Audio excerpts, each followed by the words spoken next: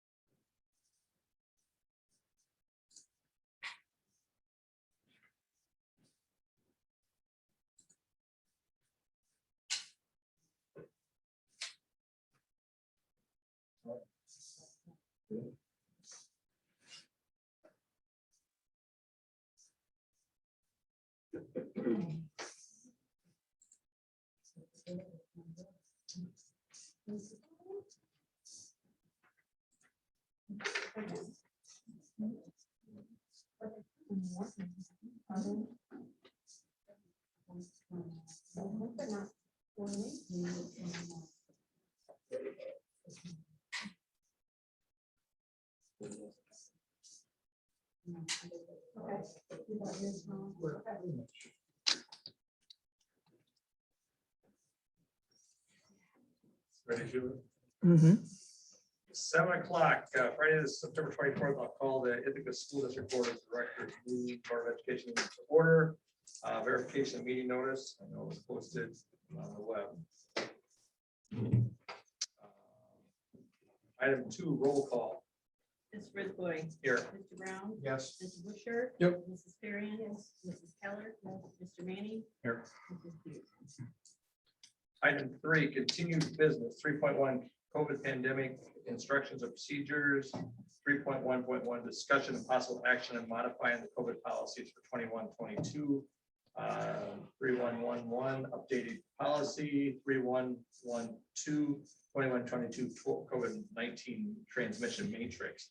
We're going to, I had a discussion today with Eileen Bronley, the attorney for the school, and you will note an item the pandemic response policy, as well as we have the matrix that was approved at the last meeting.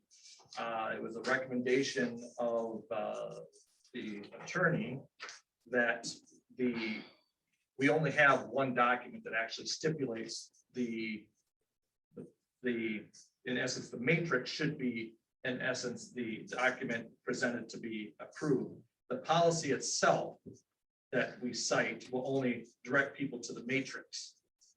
Because they have two documents speaking of the same subject matter are difficult to align, as we are clearly here tonight discussing because of that. And her recommendation is that we update the matrix and then we can approve the policy, but the policy basically just states as it is that we follow the matrix. And if people, that's the document to follow.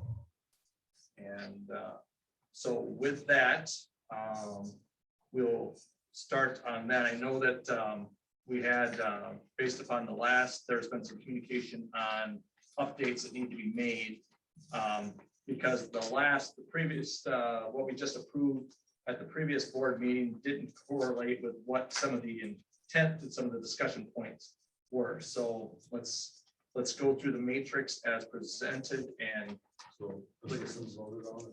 this will be. This will be. It will be. Yep.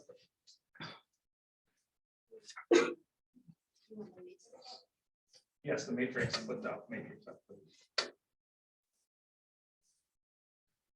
So I know that there were some suggestions. Let's go into that.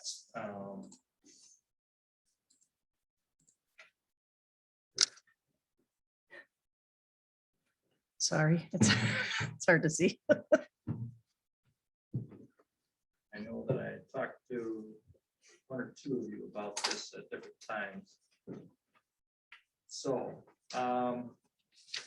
vaccinated close contact, let me see if I can find correlates. Policy reads, communicated to the public, you're vaccinated and a close contact of a positive case.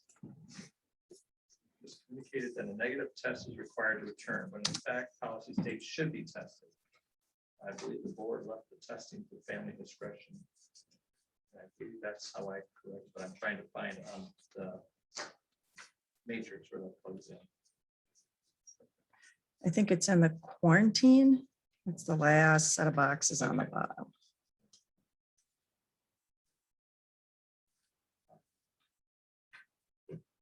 Okay, vaccinated close contact. No.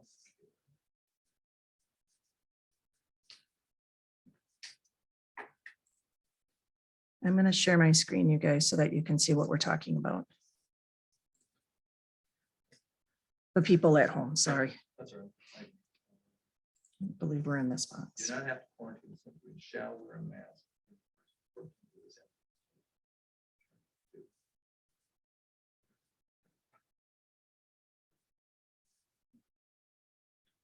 What areas of the matrix were not in line with what we felt? And I think, so this is quote citing out of the policy. As it relates to contact, close contact, I don't believe that the matrix spells that out. I know it kind of, well, it looks like it might there, but on the printout that I'm reading here, maybe it just didn't print the entire thing. The The handout, it only goes to wear a mask social distance. So you got a lot more up there than. Yeah. Oh my gosh, do you really? I'm sorry. Yeah, So the one thing I see on here is you have 1, 2, 3, and 4. So if you go up to the top. Go up to the top of your matrix.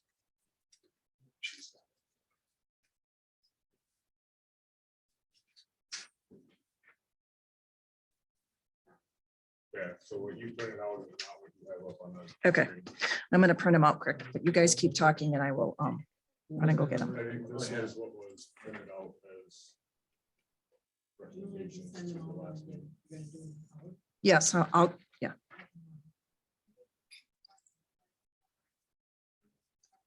Yeah, this is good. I actually printed out the correct, or I have what matches that. I printed that off from the, yeah, well, what was sent out in an email to us, attached to the email. Yep, I got It's that. got Yeah, the- I got that. I see exactly what you're saying. Yeah. I printed 10 of them, so everybody here just look. I apologize. I didn't realize I printed the wrong one.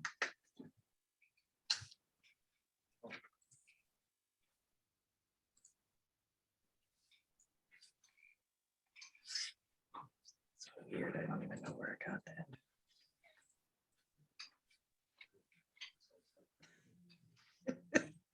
All right, so we're getting new ones. Give me the old ones so we get them off the table. So nobody's confused when we get the new ones.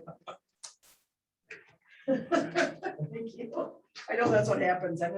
Everybody has 2 or 3 of them and it's like, no, we don't need all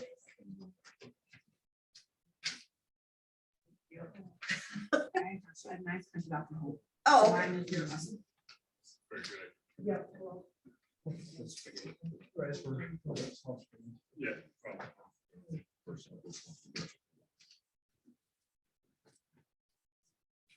How was your conference? okay.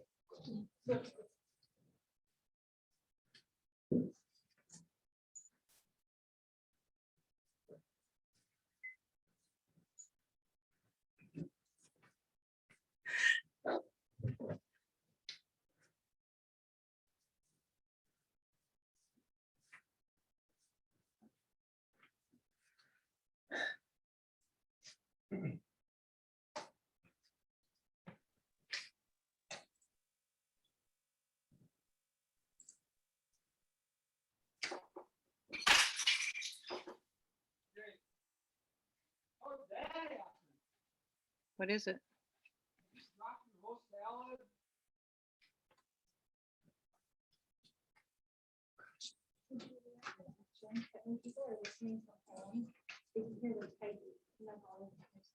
Okay.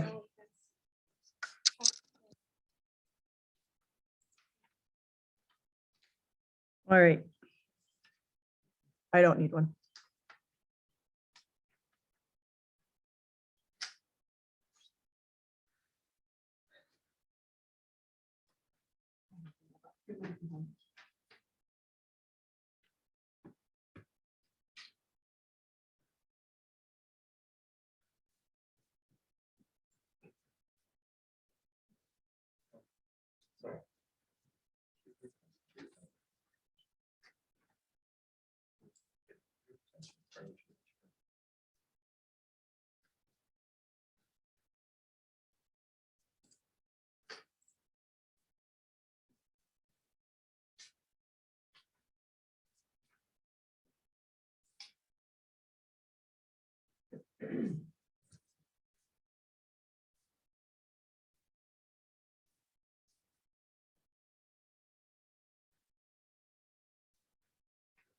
Where?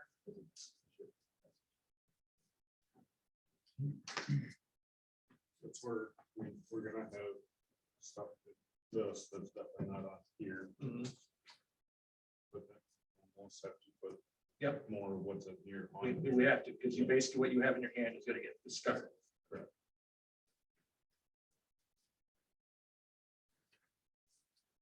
So. Start with the.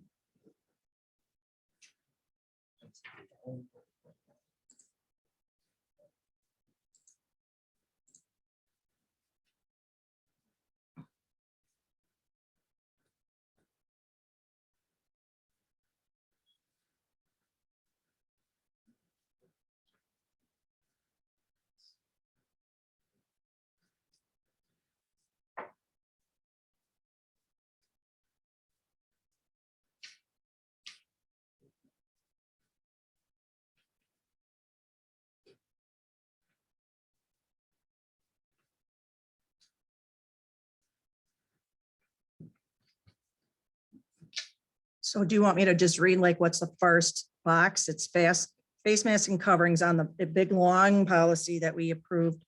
And then you guys can look at the matrix and make sure it's there. Yes, why don't we do that? Okay, so it says face mask coverings. Use the chart from DPI and CDC, and then it's got blue, yellow, orange, and red. So blue is low optional masking. Yellow, moderate masking will be recommended but not required. Orange is substantial. Face coverings are required when students and staff cannot maintain a social distance of 3 feet when possible. And red, high. Face coverings are required at all times when indoors. No, I would say on the matrix, at the distance of 3 feet when possible. okay.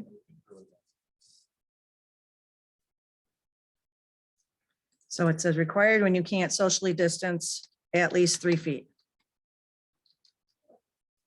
When that's in place, if that is in place, is that going to be like all day long, or is that going to be intermittent throughout the day? Like, at this point of the day, the kindergartners are, in the room, 3 feet apart.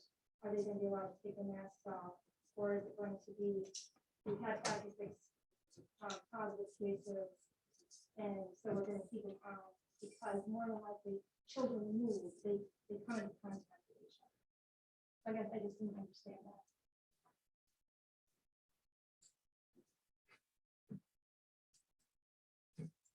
I guess the way I'm reading that is when you can't social distance. I mean, at orange level, we're basically saying you just start social distancing in school when there's not enough room in the classroom to be the 3 feet apart, because that was one of the big problems. If we have classrooms that you can't, then you have to wear a mask.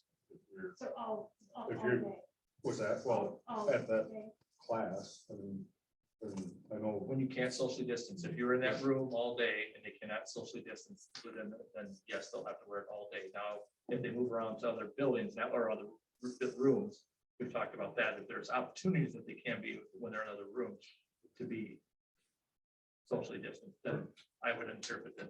For example, if they go to Fayette and they're in a larger room, they can be distanced, then they can remove the mask during the time. So that's how I that's the interpret way it. I. It's just that we know there's rooms that was the discussion, that there are rooms that cannot, that there's times that we can't be, based on the size of the class, be socially distanced to that distance. And I believe that was more in the middle school, high school. So at that point, if you're in period 2 and you have to be 10 feet for period 2, you have to wear a mask. You go to period 3 and there's less kids, you take it off at that point. The way I.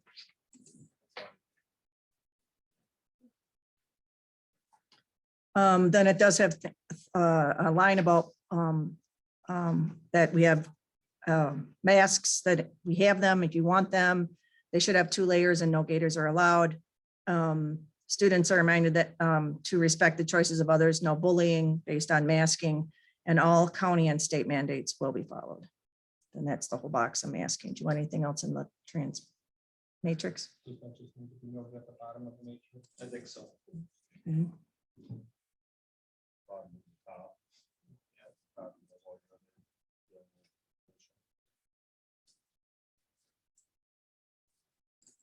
So all state and county, was it?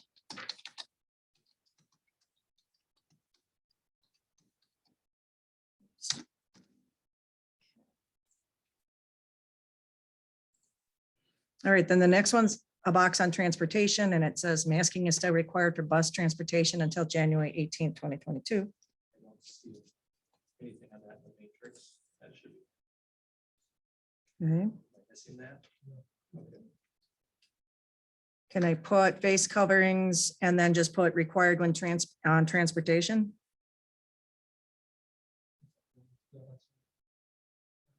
Yeah.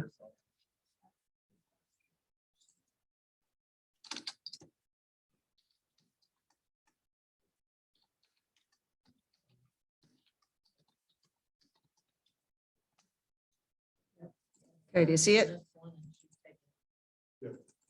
Okay. Used to, what, like, Does that need to be?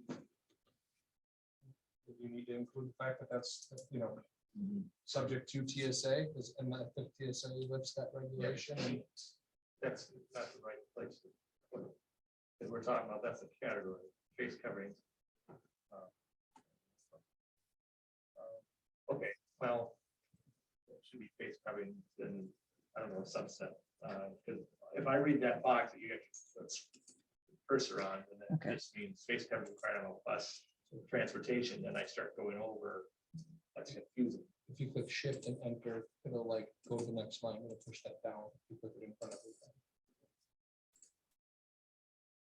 Okay. Put required. And then hit shift and enter. I'm not good with spreadsheets. This is, Oh, that didn't work. Like, this I hope- isn't, it's a Not Google Excel, slide. darn it. Okay. I All tried. right. I'm gonna insert one below. Yeah. Actually, I need to do.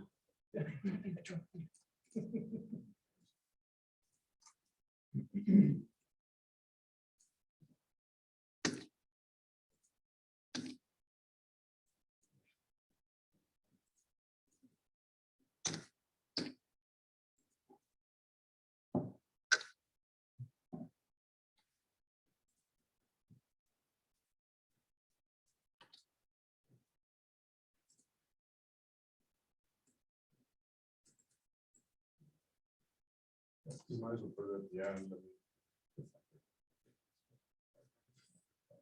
For the TSA. Okay. I was gonna have it do something else, but apparently it's not gonna let me. All right, I'm going to just leave this face coverings. All right. And then.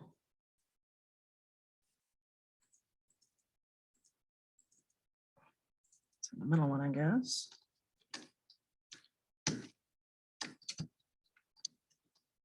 Want the exact date? Okay, so it's 1/22. Uh, 118. Thank you. I got 20. Okay, does that look good? It's like across the whole thing. Can you hit Control+? That'll make everything a little bigger. Maybe not. There it is. Okay. All right. So now if you just go down a little bit, you can see what I typed.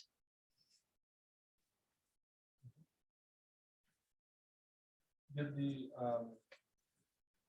in the policy, the yellow section required, since we're reminded that when needed to respect choice of others, does that prevent the other down? I just Yeah, that's a good point. Try to work our way through. the Students are policy. reminded, but Yep. you should respect the choice of no bullying law. That should be in this matrix, whether it be top or bottom. Okay. All four bullet points after you have it, correct? They should be. Let me go to all 4 bullet points. I'm sorry. So there will be no. Just working through the face mask covering section of the policy, these 4 bullet points. We want to just make sure that the policy got is it. reflected on this. Got it. I'm gonna just plop it down on the bottom for a second.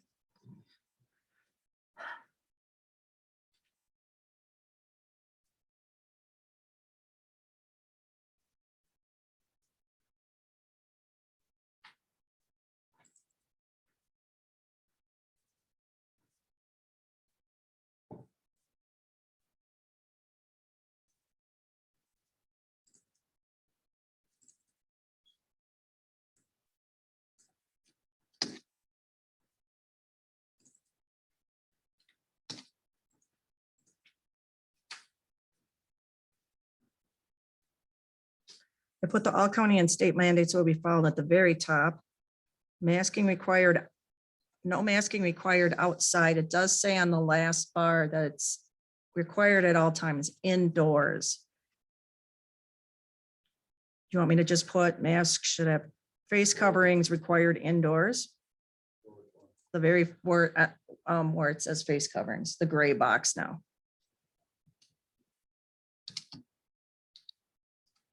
Face covering when indoors. Until I fix it. Oops, I don't have a spot space in between anything, but.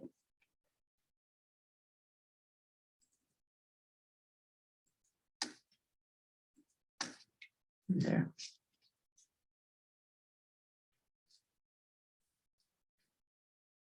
Actually, I should probably have put not required outdoors, right? Instead of when indoors.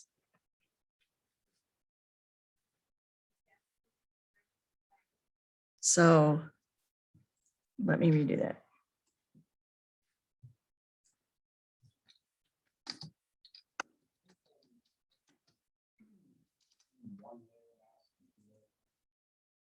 So a one layer disposable mask and it literally can put my tongue through it.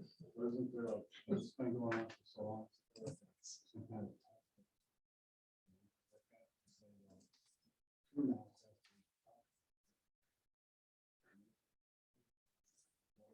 Sure there is on the CDC website, but I'm sure. a one layer disposable mask does like nothing. I don't know. I think So the thing with the, that's like a one layer. That is. Trap the moisture in. I'm not trying to be disrespectful to you.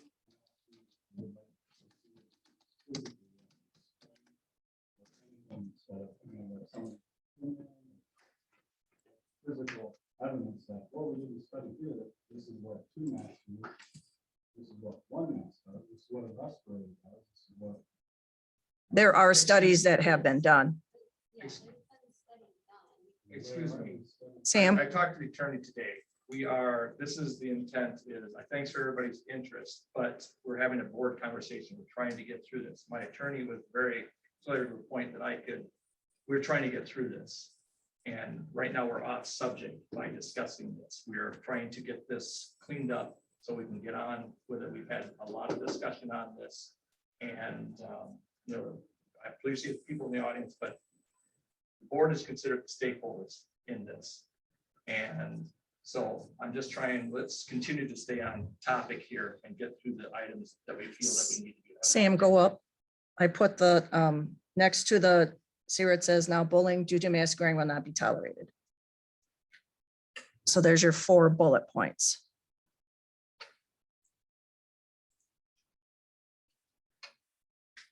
All right, and then the next one, are you guys okay if I go on recess? And again, it says blue, masking is not required outside, however, it's optional, mixed groups allowed. Masking not required outside, mixed groups allowed. Orange is cohort as much as possible, masking optional, masking is recommended outside. Social distancing 3 feet is encouraged, and high is 4 to 5th, cohort as much as possible. I'm sorry, it's 4K to 5 every time I said 4th to 5th. Masking is recommended outside and social distancing of 3 feet is encouraged.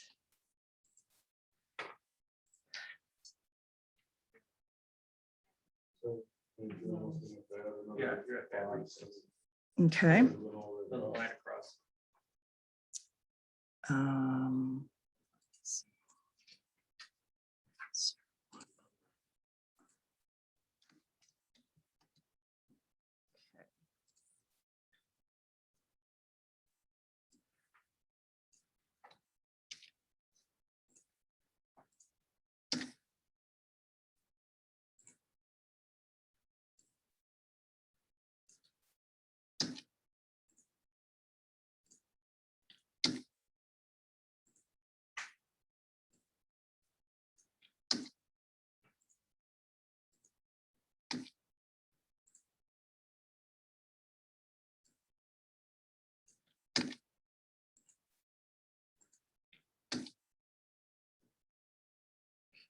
I need to add some more space to recess.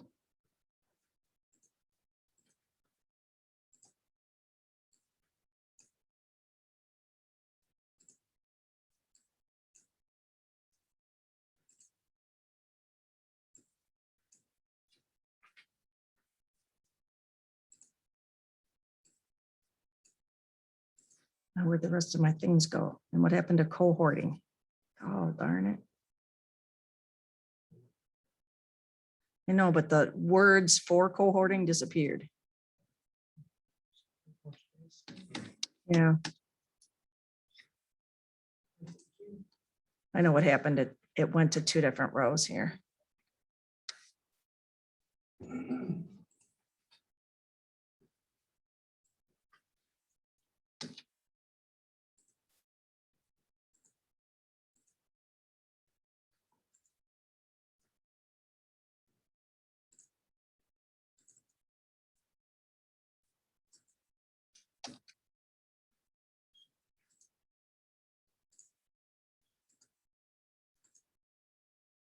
See, it did it again.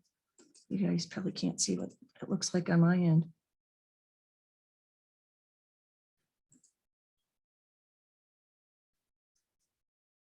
All right, and what I'm going to stop doing is going in the middle.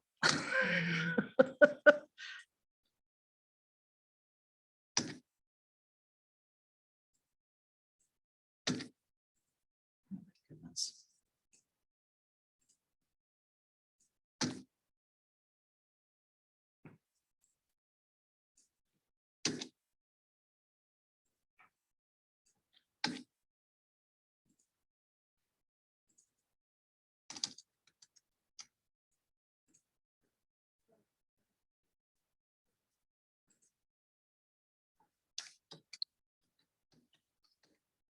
All right. So it's at the bottom now, and unfortunately I've got extra stuff at the bottom, but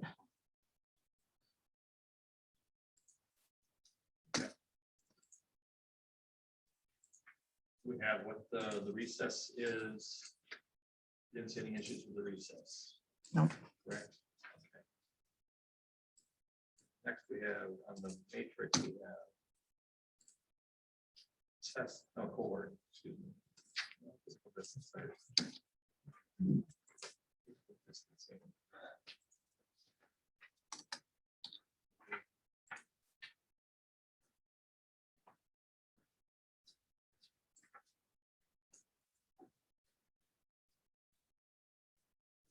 Are there any concerns with that?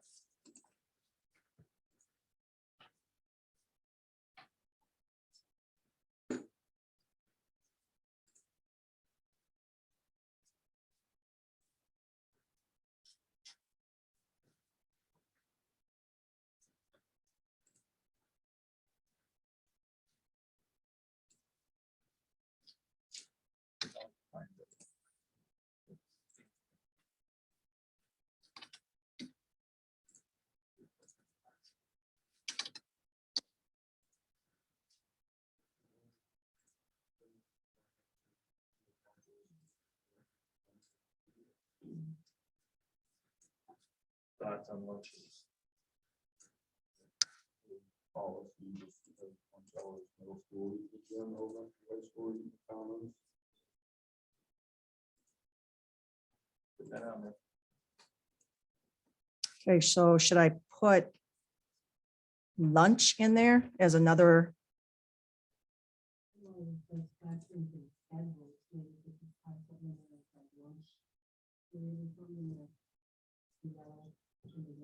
Breakfast, not an issue.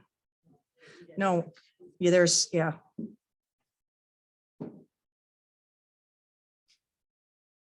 Staying, ventilation, vaccine, hand hygiene, cleaning and and disinfecting. I don't see where you are, Kelly. Well, we got physical distancing, we're going to the orange level and then the red Yeah, level. orange and red. There's a count. Oh. classroom and schedule, and then like lunch, part of the scheduling. Yeah. You're correct. So just try something and say lunch and that can-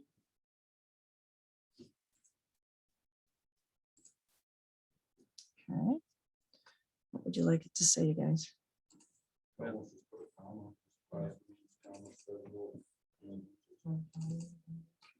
Classrooms, comma, and schedules rebuilt to accommodate optimal distancing cohorting Could be classroom kind of schedules. And lunches. and lunches. Okay.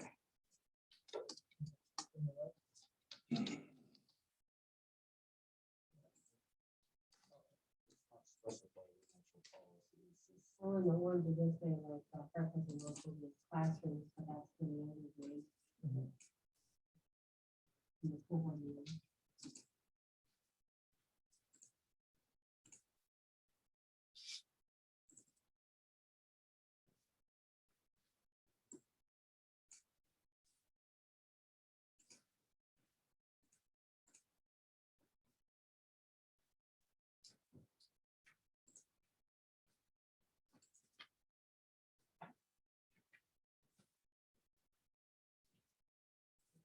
Anything else?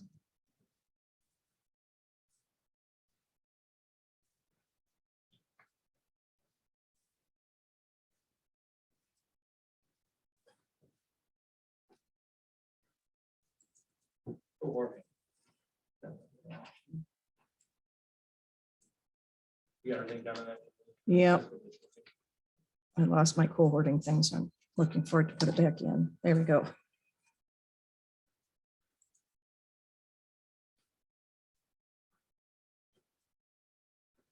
Let's see, he says physical distancing cohorting, blue not utilized, yellow utilized when possible for students for K through fifth.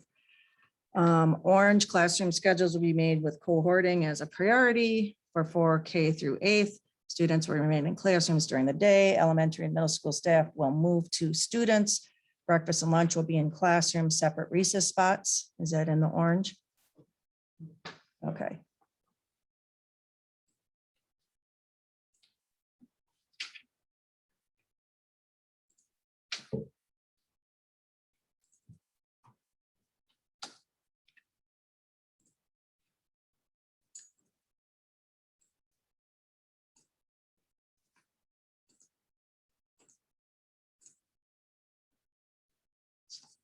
So on there, it just doesn't look very pretty.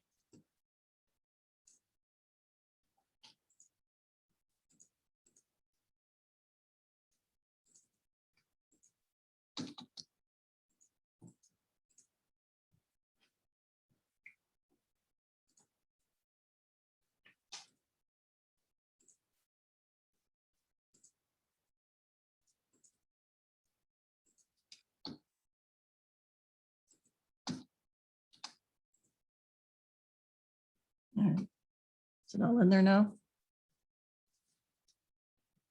Under cohorting. There it is, this big box. Okay. And then we're missing some of the red stuff, yes?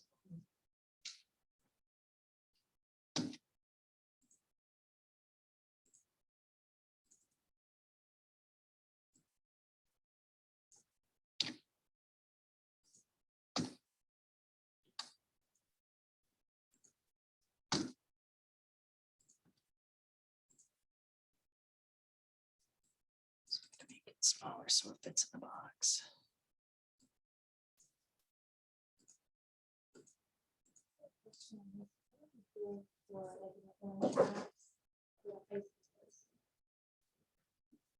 It really isn't, I believe, because we can't cohort the high school. Different class schedule, how they are, they don't, freshmen jumped around the classes with seniors. Or just, I wonder if there's like a flow, like, so that they wouldn't be, if they had to go to band room. We did that last year. Yeah. that doesn't need to be in the policy, that's a practice.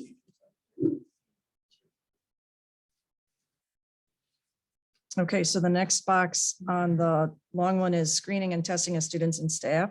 So I do want to just mention that we were getting contacted by Thermo Fisher Scientific as our testing person, and they have dropped the ball. So DPI has recently given us a new testing person, company. I don't remember the name of it right now, but they're supposed to be contacting us. So they had lots of problems with this testing company. So that's why we don't have tests yet.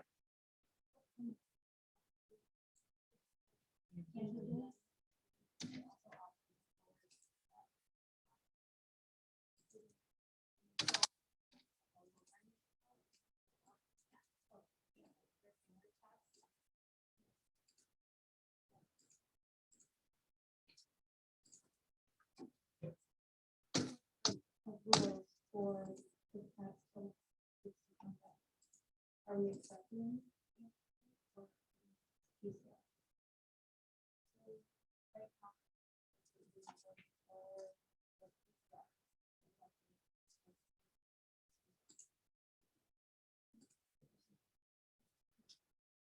We need what's in the details on the testing to that level, that the nurse, and trained staff, and the kind of nurses going to administer tests. The nurse will provide resources for students and staff, family members for testing sites. The results reported as quickly as possible in 24 hours as possible. Keep that in there.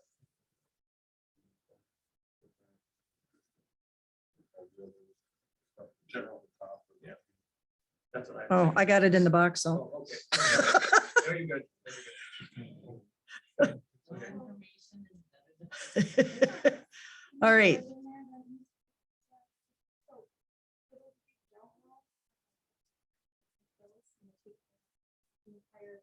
Employee health things at the hospital.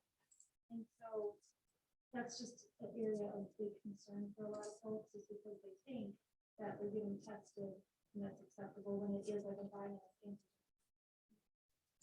The problem is that we don't even have tests right now to put that we're only doing PCR tests. If we got any tests, I'd be happy. So we are gonna get them. And if again, that, I think that would be a nurse choice at the time, but to put that in there automatically limits us. We can't, if we got something other than PCR, we couldn't even use them. Does that make sense?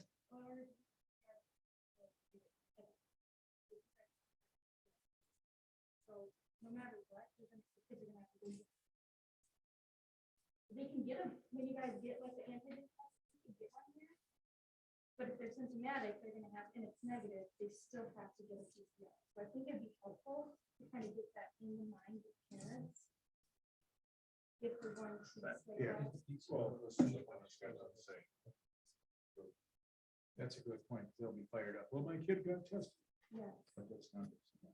Okay. Makes sense. So just question then more for Sam. Is it, maybe you get the antigen test, you can't allow it to come back off of that. Yes, because the antigen, they still can come back positive. Have a symptomatic student and you get a negative antigen, So you just have to you remember just have to follow it up with PCR. When it truly is negative and not a false negative. Because you can get that binary or 15 minutes and you say, oh, this kid is positive, they're symptomatic and they're positive, you get it on Friday. So time wise, it's definitely useful too. that all makes sense. to me.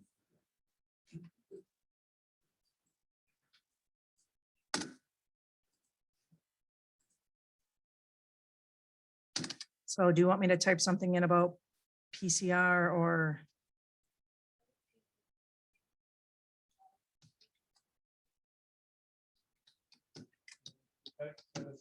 That's specific to positive test.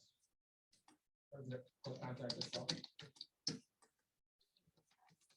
Right. So the return though.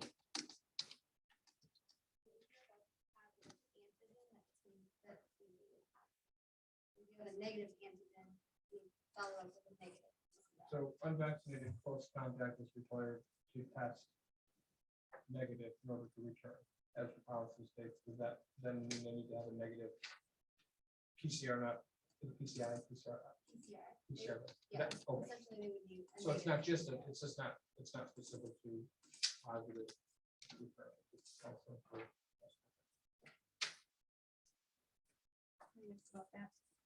So does that mean they have to, a student would have to go back to the clinic to have that test, another test, taken a PCR test? Or do they send the test that you gave here, do they send that on to a lab? To have it retested, to have it tested? Yeah, they make contact with our new lab. Yeah, but from my understanding from, vision center school district, we also have the same lab. that they send off. their PCR. That's where I'm getting my information from, so that's why I was wondering. Okay, yeah, thank you.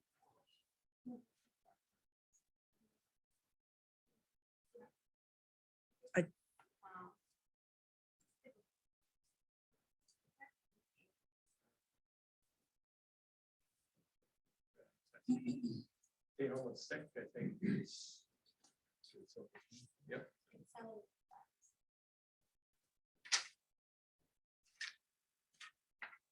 Okay, so do you want me to copy all that from, because it utilized at all phases of chart from DPI and CDC transmission matrix monitoring symptoms. All students or staff exhibiting symptoms will be checked by school's nursing staff. Parents will be notified and asked for information. I mean, I can copy that whole thing in here. Your thought. I almost think I'd want to type in there. There's someone out there that don't get it.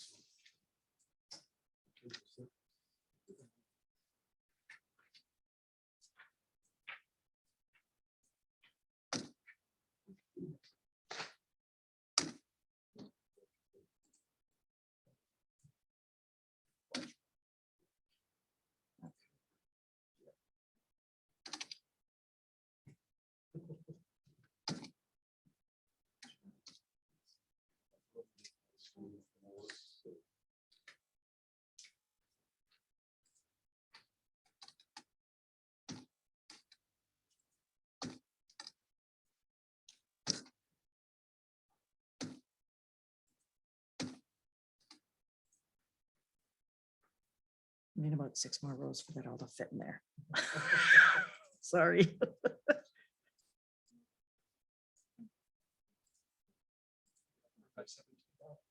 Yeah.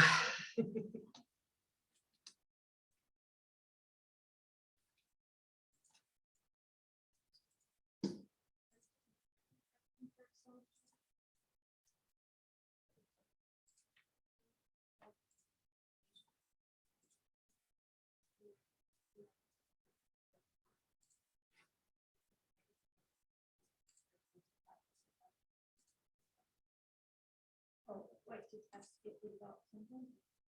it develops symptoms.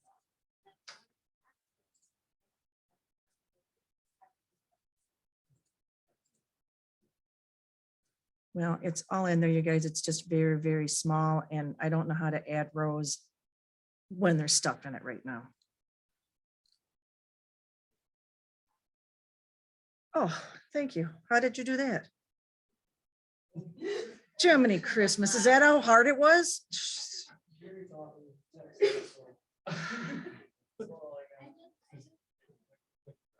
Click and drag. What a drag. Just saying. All right, thank you. Just. Come on, you guys. My aunt says she's too old to learn new stuff, so I might just have to take her. Yeah, she's a little older than me. She's only in her late 60s. Come on, that's only a little older than me. All right, next one. So we got all the staying home, then ventilation. Use all phases of the chart from DPI and CDC transmission matrix, increase circulation of outside air in the buildings. Basically yellow through red says minimize or eliminate. I'm sorry, I skipped some stuff. I didn't mean to do that. Increase circulation of outside air in buildings, encourage staff to open windows when possible. As weather permits, use child-safe fans and windows blowing outwards to exhaust air and draw outdoor air in from the room via other open windows. Then yellow through red, minimize or eliminate use of circulation fans in classrooms and hallways when transmission is high. And then ensure HVAC settings are maximizing ventilation. Matrix doesn't say all that, especially doesn't designate between yellow and red.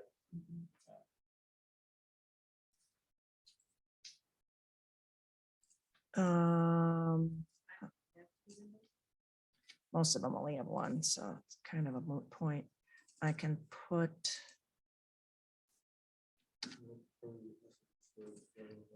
yeah, Yeah. there we go. I can make this word yellow.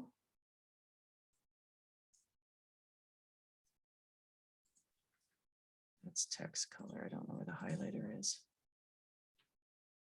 So it's in there. I'll let Sam make the yellow and the red.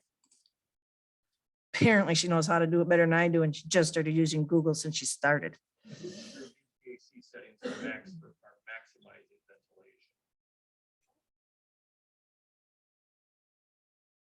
Okay.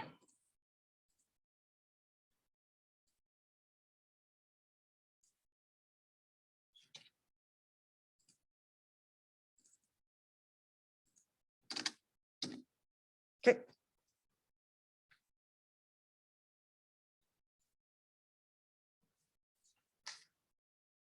The next one is hand hygiene and respiratory etiquette, blue through yellow, hand hygiene and respiratory etiquette, how to cough. Will be taught at all levels throughout the first 2 weeks. Hand sanitizer is encouraged frequently. Yeah, whatever vaccination, but I don't. Oh, I'm sorry. But there is no vaccination stated in the. Uh-uh.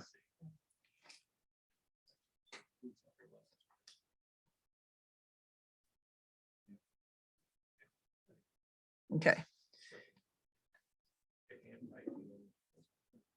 So how to cough will be taught, and hand sanitizer is encouraged frequently. Then it does say orange and red, increase hand sanitizing stations near common areas.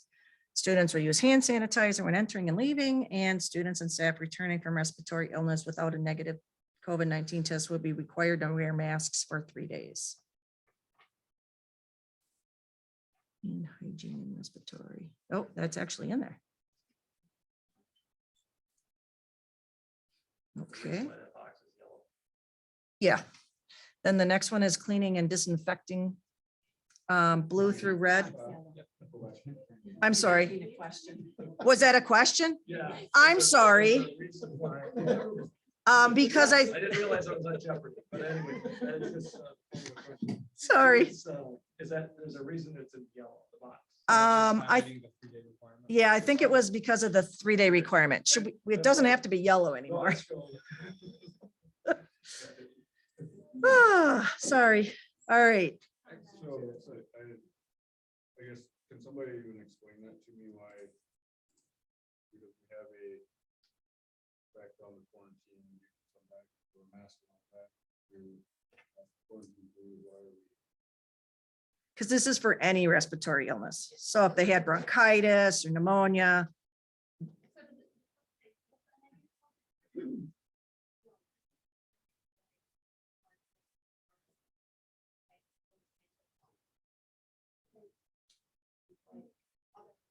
Can we put the word other in there? No, not COVID, so it should say with a negative COVID test.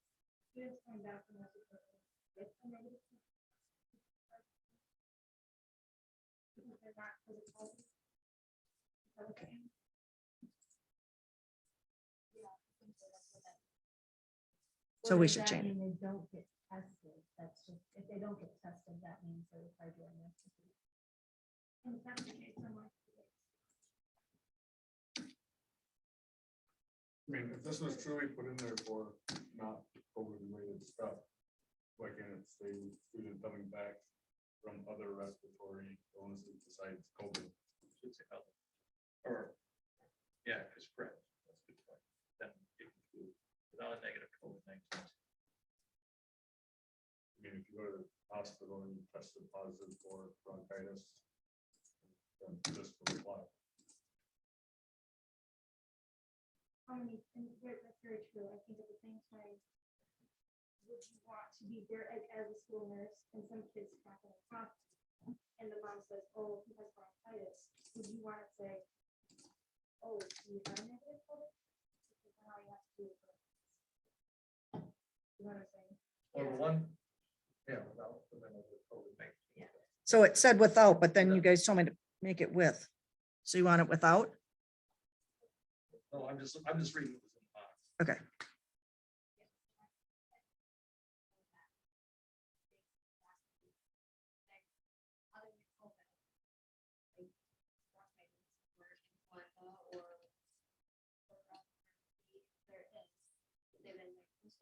Respiratory illness, they should be wearing.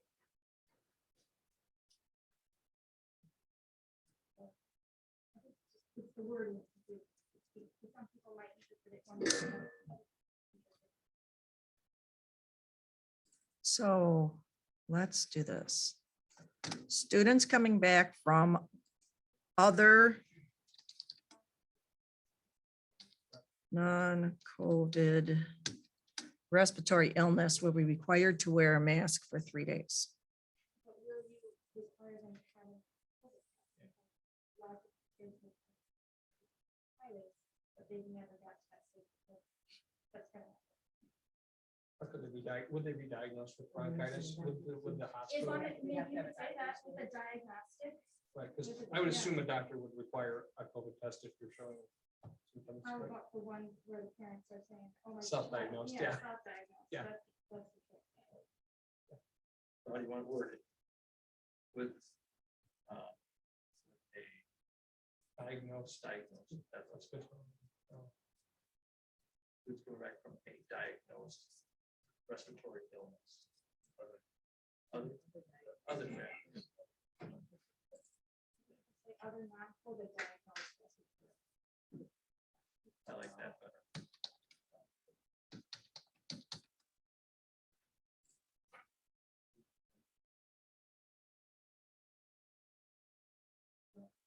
You don't need other.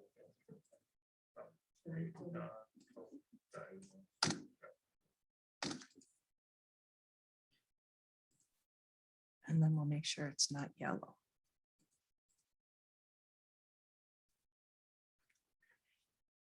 So sorry, Mr. Bisbee. Here. Is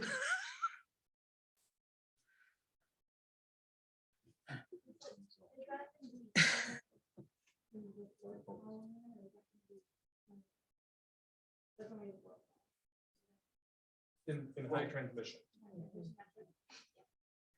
But this is anti-hygiene respiratory etiquette. Well, it's, So if you broke out, your first two transmissions are basically they're gonna be. Portions again. Yeah, I'm just, respect to. get put into the- well, it is respiratory etiquette, respiratory illness does kind of fall into that. Yep. Would you like me to go on to cleaning and disinfecting? Was that your intent, Sam? Is it that's gonna happen under the red or you want? Well, that's.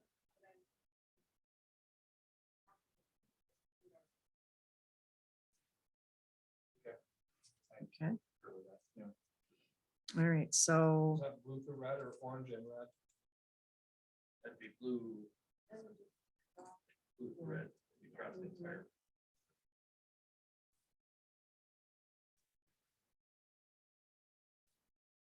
Divide all that into just one box and then put behind the increasing sanitizing stations near entryways and common areas. Outside of classrooms from orange and red.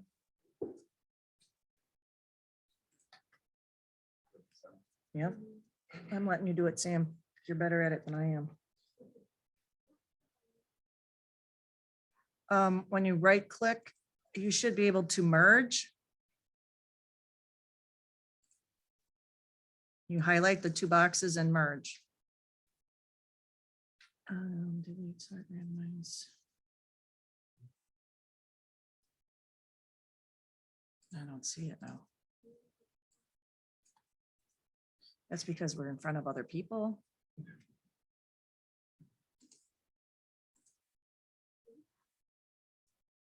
No, I just made them green. I don't know how I did that.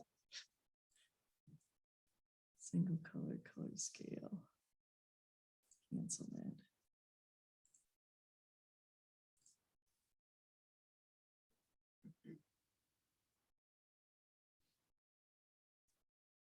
Do we have the hand sanitizing station Oh yeah, they're everywhere. that we're increasing it or we just gonna have that out? We just keep filling them up, and we do recommend they use them before they grab their milk, you know, for lunch and stuff. But I don't know if we really need to even have that. Point to that. They're nonstop. You're doing it throughout all. Yeah, so that.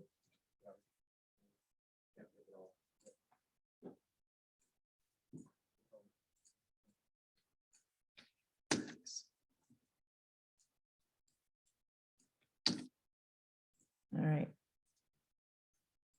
I just deleted everything in there because I think that's what was holding us back. That's because I took everything out. So now I will put it back in.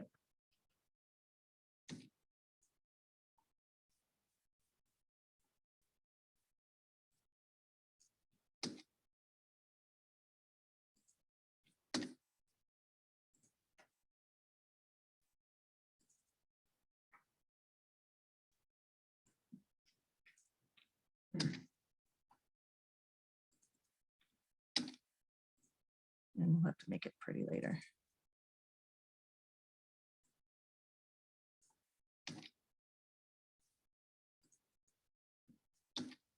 All right, they're all in there, so you can kind of make it. And I'll delete them from the bottom.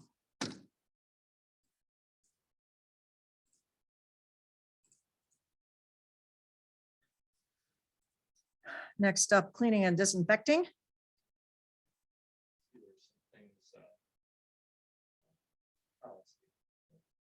Cleaning and disinfecting across all four, basically it's identical.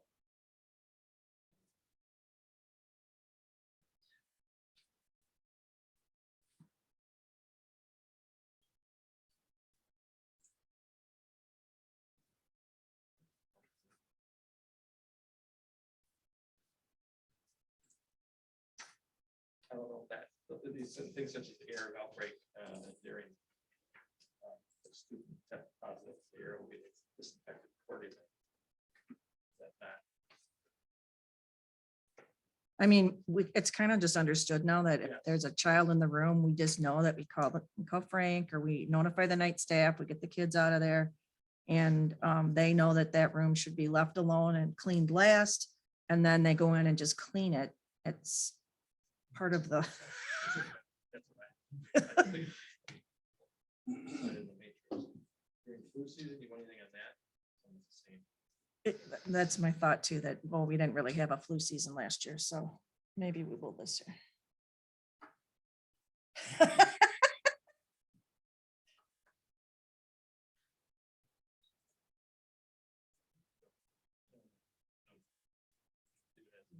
It's covered within there. You know, teachers and staff will wipe down or something, but I will say we don't use antibacterial wipes because they're way too expensive. We use paper towels and a spray, but it cleans it. straight up. There you go. All right, day-to-day visitors. Is there a visitors section? So what is our policy just on visitors in general? Are we required to check it? Yes. Different policy? No, they always have to check into the office. Yeah, Part of a different policy. Yes, that's part of the different policy. That's addressed here. yep. Then they would just follow basically the same things that we do. They can wear a mask if they want to. And they should stay apart from everybody.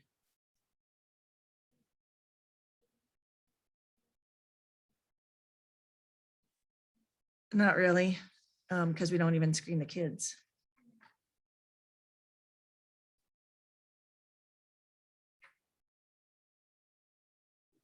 Thoughts on that? We've added the line. on data.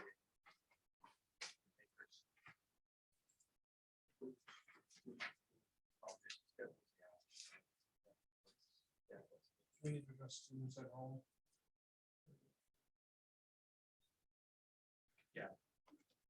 Okay. So,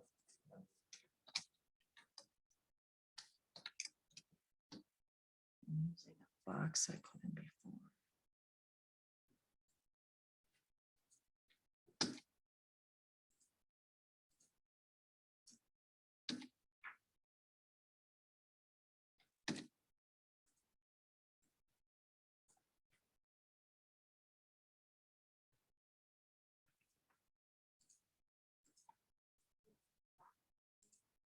Oops.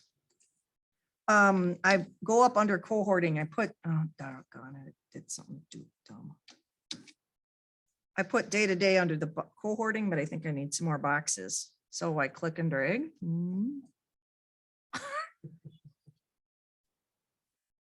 No, it's not letting me do that.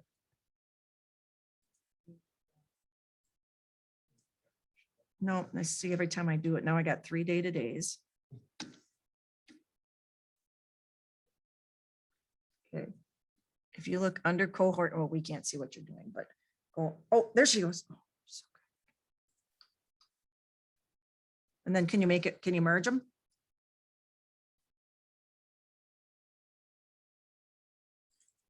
Cooperation. Thank you.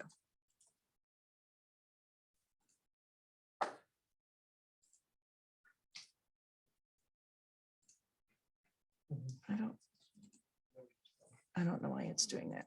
Control C. Control. See, it did it again. It made it really weird. Control Z. Are you cutting and pasting? Yeah. It's taking the formatting.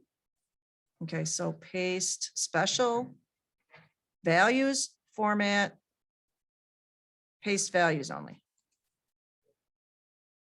Nope.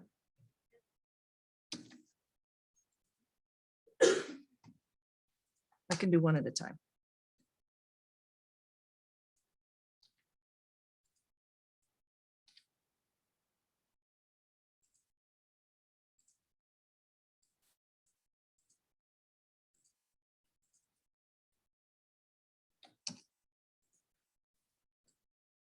It stays big, Sam, until I start to put something in it.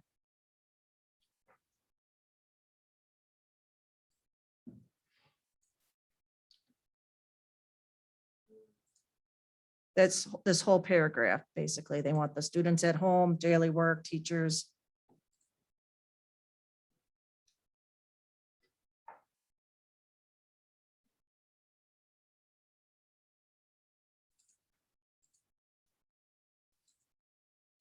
Sure, it works for you.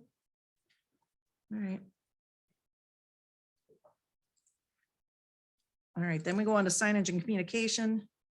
So signs to be placed at entrance door, follow transmission matrix, blue, no new signage, create district signage.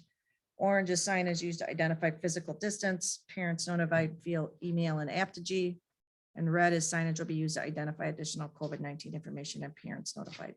We need to clarify on how you're notifying it by Okay. So what happens is that when we get it, and I wasn't here this week, so something went out this week without me, but I go and I email my typical, so I blind copy everybody. And usually I do the community, families, the board, and everyone, and the teachers get it too. And then I put RCO and the editor and myself on the 2 line, and I do that consistently for any notice that I send out an email. So when there's a letter like that, generic, that there was one student identified or one staff identified, however that would work. I'm just questioning, do we clarify on the matrix that it's just as parents notified? I'm fine with that because, you know, our communication. Phone calls. Yeah. A lot of times there are phone calls. I don't do that, but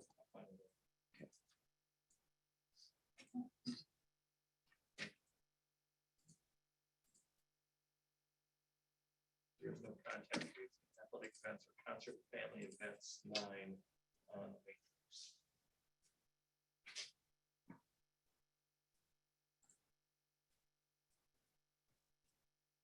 That's been a policy. The extracurricular. yeah.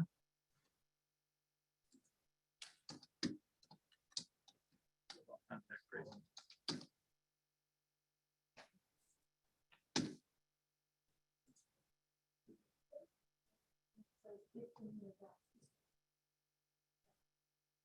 So that would be like if it's kind of large amount of kids test positive. And everything else is responding kind of. The county nurse is needed, if she is needed. I mean, she'll do it, but if the workload is too heavy, that's how I interpret it. If the need's right, we'll try to get the county nurse. to- You are going to. But the response for. In the context is. the children of, that was, contact that children, the parents, students. Yeah, a phone call or email. Yeah. And done differently. One, two children who are positive, or if you have. 8 children.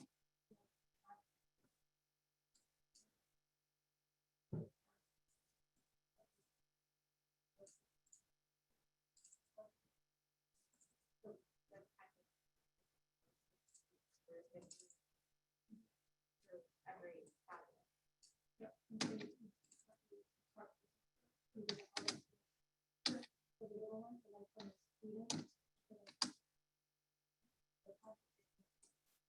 So we have students, class for using that.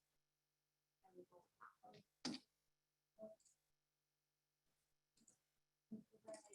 The islands, use that next to the nurses call, and I was positive, the nurses call.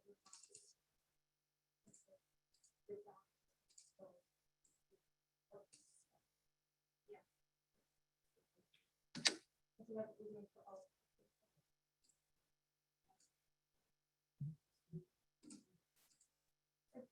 Some literally some. Aren't really contact. Some schools do a lot of contact. Yeah, we heard that. We heard the school district in the area. That wasn't.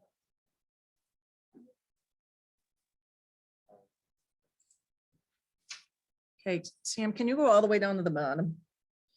And I have a whole bunch of boxes everywhere. Yep, that's what I did, So, deal.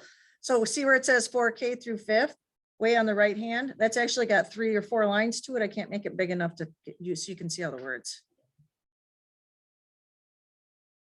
And then I need you to remove, see, I don't know how to do that. Then I need you to do another one underneath that one, and I'm gonna type in extracurricular or co-curricular. No, I'm sorry. Yeah,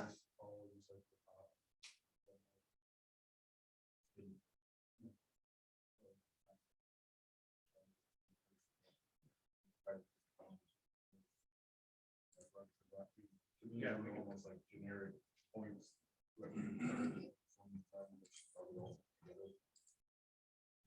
Okay, Top or bottom, whatever. It's fine. I see what, this is general information that's school wide. I mean, it doesn't really. Yellow on red. Right. But that's after the state. Yeah, but I just wanted to.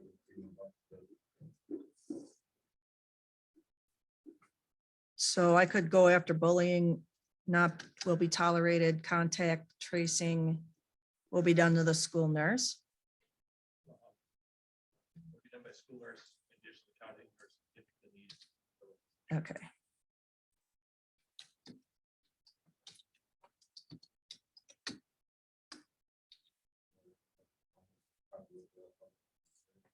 Okay.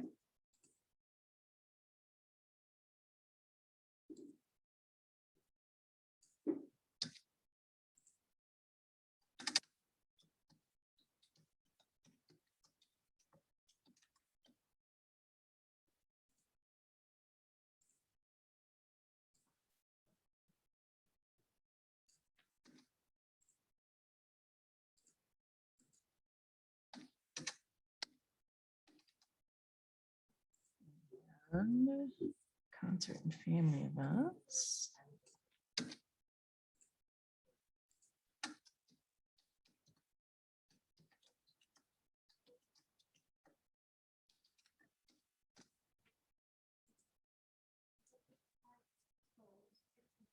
Clear my head. I was exposed, let's say there's a third grader who's positive. And there's 5 children who are in close contact. We are requiring that 5 to be tested, but maybe there's. COVID test, 3, 5 to be tested. Where? Okay, that's a point. An unvaccinated child will be required to quarantine for 14 days. If that's if we quarantine based on close contact, rather than immediate family, which is to be discussed. Oh, right. No, Oh, I'm so sorry. yeah, yeah, I was just thinking of the contact tracing. yeah. That's next. All right. Mr. Busher, can you see where I got all three of them in there? On the top? It's small again, of course, I'm See a sorry. lot of good ones.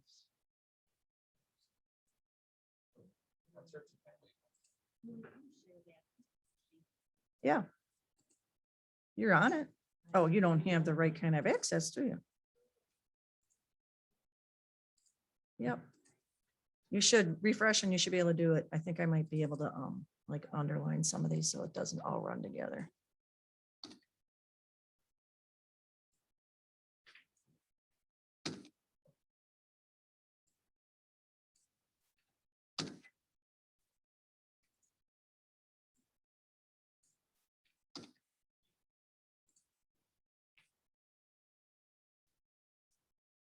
Not a more broken up.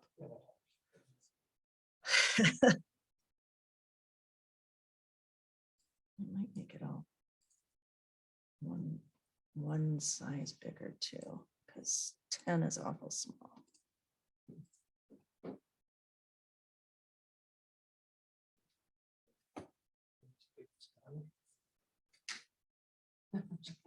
Thirty inches long. Okay.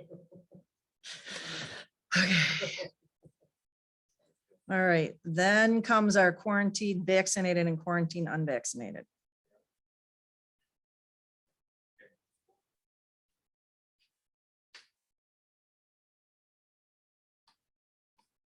Can we add a separate box in the matrix and split them? Yeah, we could. Policy. Yep. That's clear, because I'll say passed over it.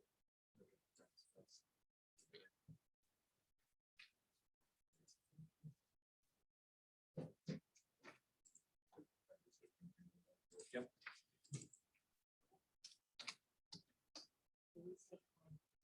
Oh, okay.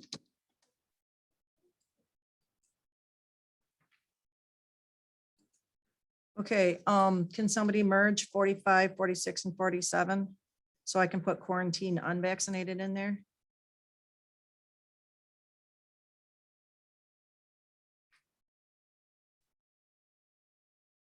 Thank you. And then can you see?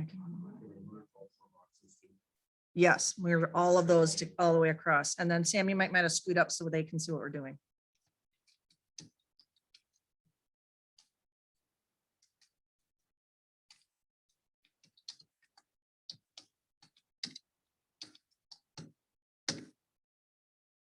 And I think I spelled that wrong. Unvaccinated.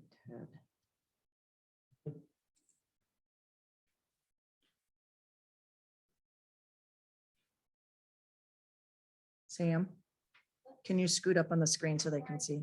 That's all right. All the way, we're all the way down the bottom now.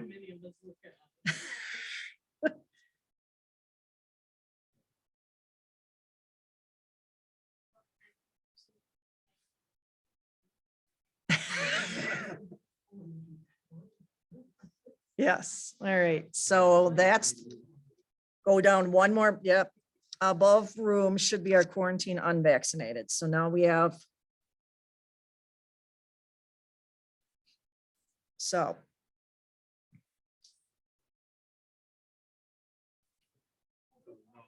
Make them 4 boxes, 1 box.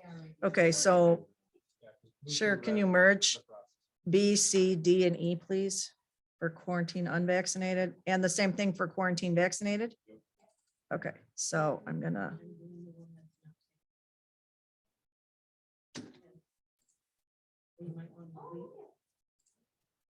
Oh my goodness, you guys are so good. Okay, now, And then can we just start off by clearing the matrix?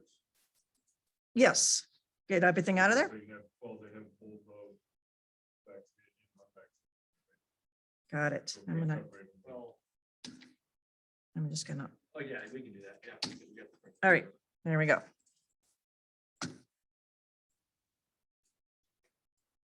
Okay, so if we start with a clean slate, then- There we go. One's bigger than the other, but we'll figure that out later. Okay, what in the matrix that we have. So,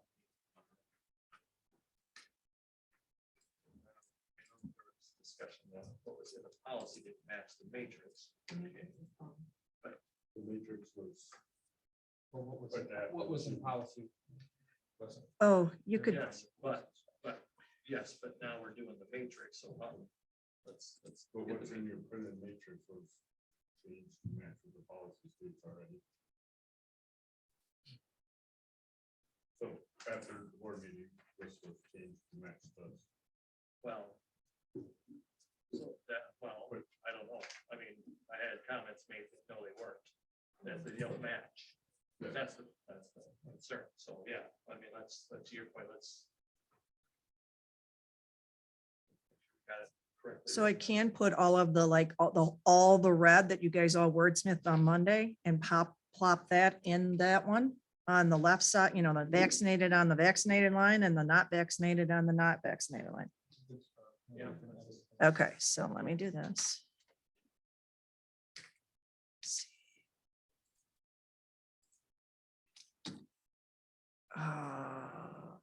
It's not gonna let me do that. Sam, you gotta scoot up again. Well, I don't know. Okay, it's not gonna let me. I gotta do it line by line, I think. Yes. Okay, you do it because it's not doing it for me.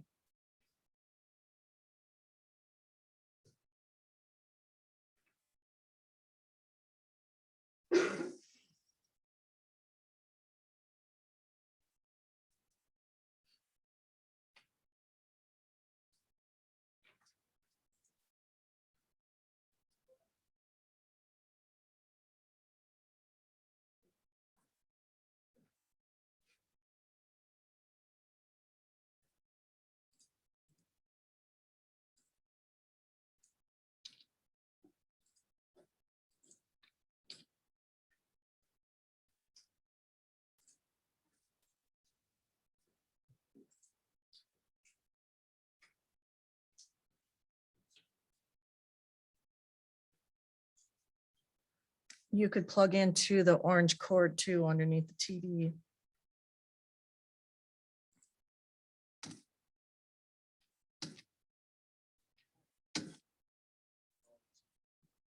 Yeah, there's only the one plug-in though. There's a power, one of those. What do they call those with the 4 plugs and the little on-off switch? Oh, there she goes.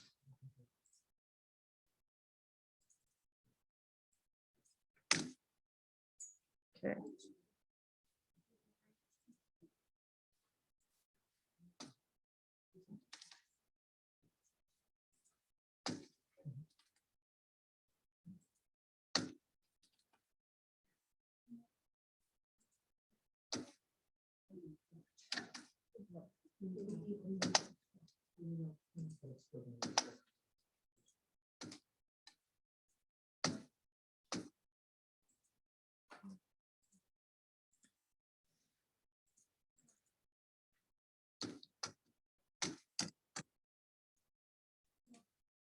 All right, then Samuel will have to scoot back on down to the bottom again because it jumped.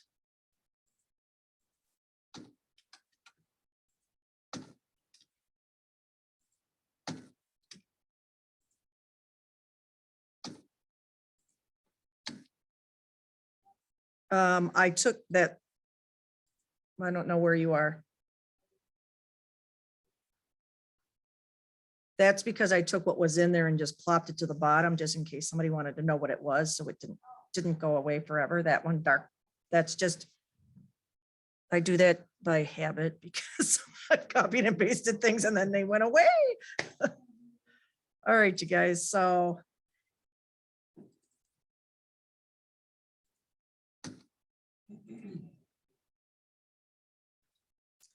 Let's start with the close contact vaccinated. Close contact, I'll make that bold.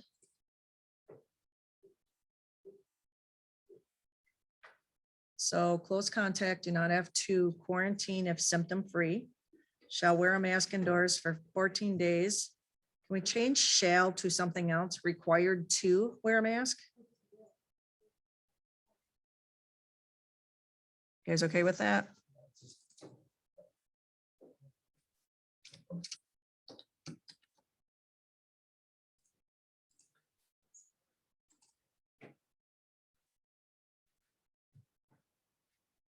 Should get tested 3 to 5 days after an exposure. Should, but it's not required.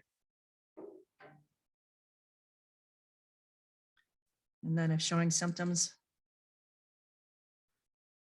Again, I'll make that bold.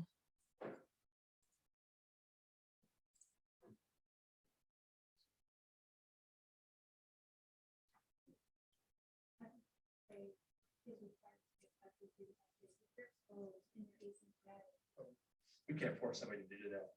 Then they stay home. But it's not, yeah, either you get tested or you It's one way or the other. They choose to have. don't. But the way it's worded, it should mean like it. Right, because the first part says they're not required to be quarantined.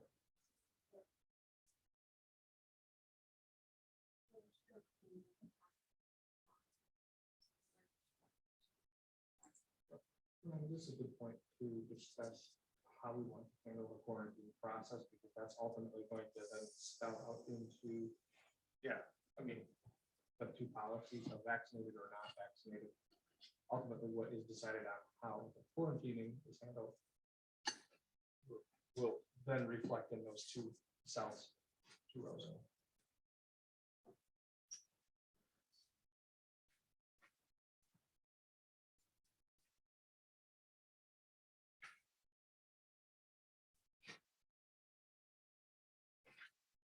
I believe that the discussion was that, and I'm not, this isn't for or against, this is just what was discussed last meeting, was that like Richland Center and River Valley, the discussion was that we would likely be quarantining immediate family members and contact tracing for close contact. So if my kid and Bob's kid are in the same class, my kid is COVID positive, all of my children would have to stay home. Bob's child would be notified, you've been in close contact, or your child has been in close contact, please monitor for symptoms. That's what Richland Center and River Valley had implemented. But the policy states that there's some inconsistencies with policy that would indicate that we would be quarantining based on close contact. So, correct, we were following a model similar with a family, you know, unless We were still gonna have close contact where a mask report can be used. Because I'm basically following the vaccinated. So if the child, if we stayed with the quarantine close contact, the vaccinated child can come back, but they have to wear the mask. We just want to put that in there as an added layer of protection, that if you are in close contact, you have to wear a mask, but we're still gonna allow you to come to school, so you're still getting your education, you're still getting your in-person. so we will be quarantining by the family, but requiring close contact masking. You want that right next to, Who was a case of. And you're gonna have first child to be positive, then their family are quarantined. And then maybe we have 4 of those contacts. Yeah. Or more. All those 4 close contacts, in their first grade, if they're not vaccinated, or with any other space, we're going to say that they can still come to school and not get tested. They don't have to Require the testing. But we can require the test for foreign. So it could be like either or. I'm just So saying that the required test though is to come back early. So we can require a test because you have the option of either testing to come back early at day 8, or you can stay home 14 days. That's choice, but I don't know if we can require somebody on the Gallup side that's not showing symptoms to pull a test. And that is a question, I don't. So we could have a asymptomatic positive child continuing on in school, and potentially then infecting other children. Because their parent doesn't want to test them. And that's, you know, if No. it was my child on day 3, as it's encouraged, I would get that my child tested. If Ava was deemed a close contact, student first grade, I'd say, okay, somebody in your class is positive, and we're going to go to your nose swab. And I would do that because I don't want her to accidentally be an asymptomatic positive exposure. However, I don't know if all parents are going to do that. And so I would probably estimate that most aren't going to. So that's, you know. Right, happen very quickly in young children. So all that.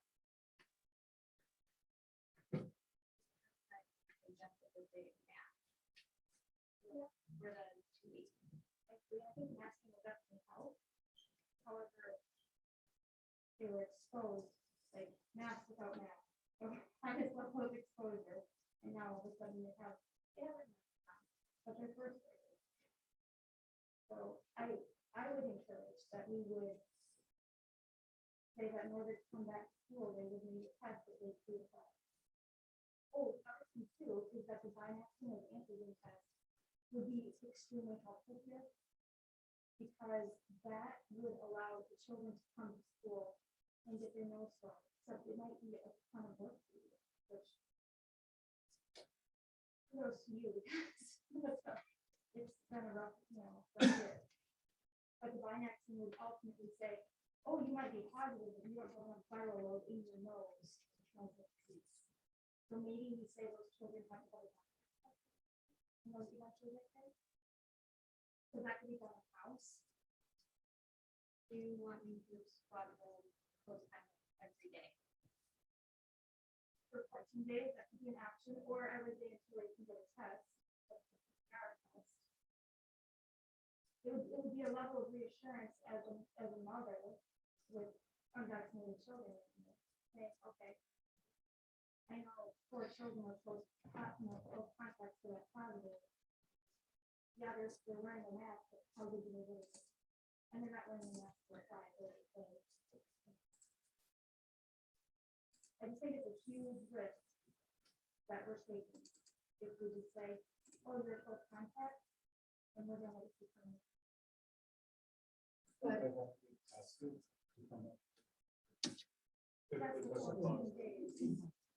So that's the 2 different scenarios. You have a kid that's tested positive, you sent home on quarantine. Yeah, you can test, get a negative test on day after D6. 3 to 5, it says in there. Sam, it jumped again on you.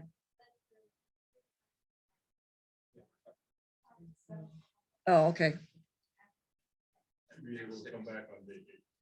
Yep. Versus somebody that was a close contact wasn't actually positive yet. But they can't come back, right? If they're not close to the contact, they can't come back right away. They have to. That's the discussion from like this. So it's either that or back to the quarantine family members. The contacts who still without symptoms. Or putting restriction on those close contacts. So do you mind if I just read it? Because close contact, because this is what you guys decided, you don't have to quarantine if you're symptom free, but you are required to wear a mask for 14 days after the exposure or until you get a negative test result. You should get tested on day 3 to 5 after your exposure. If this is vaccinated. Okay. So are you guys okay with that? Did you want to have a line in there about what are close contact? No, if they're vaccinated, sorry, they don't have to quarantine. Then if we're showing symptoms and they're a close contact or.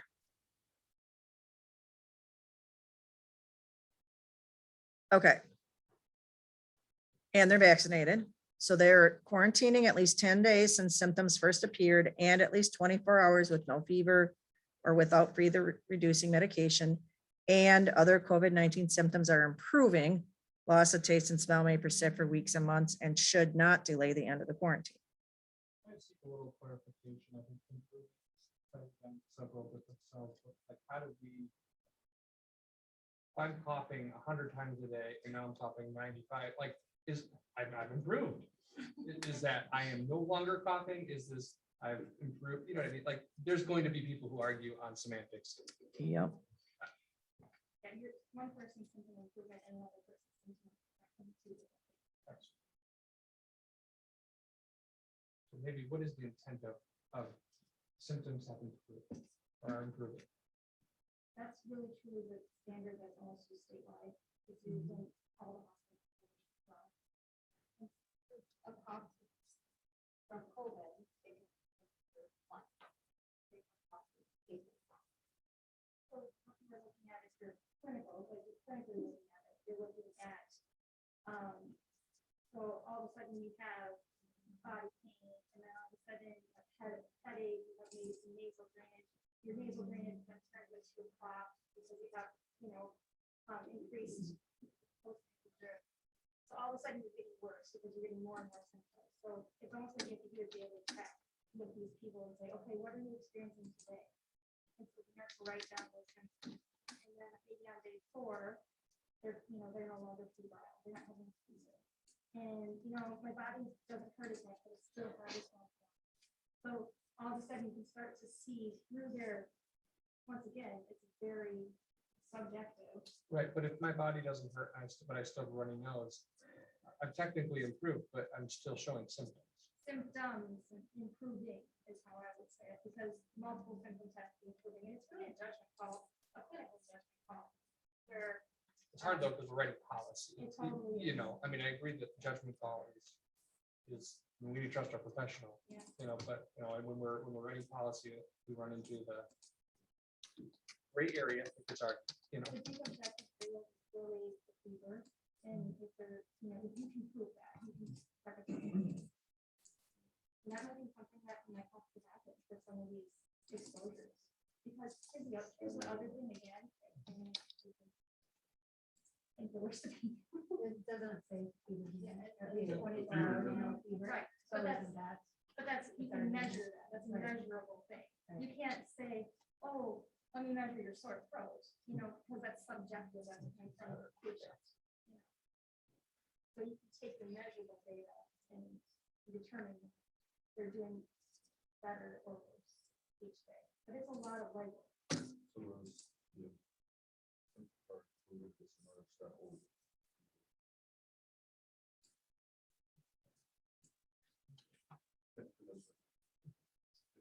And not words and it's an addition. And then, Mr. Brown, you had a concern about symptoms are improving in this one, and then I just typed in red for the next one. Symptoms have improved, so they were different, they were worded differently. When we typed them last time, which one do you guys want it to say? Because we wanted it to be parallel. Right, so the unvaccinated status was that symptoms have improved, where vaccinated said are improving. See how I typed are improving in there so you guys could find it? Which one would you like it to say? Days out. So, but if you still have symptoms after 10 days out, you better go back to the hospital. Okay? If you have something long-term going on and you have an needing extra help. So I think it's me, not, Maybe it sounds good. We can it's still not that do, big. You have had improving, or have improved, are we gonna get hung up with, like, the next step, if your cough can still persist? It's no. It's up on the bottom.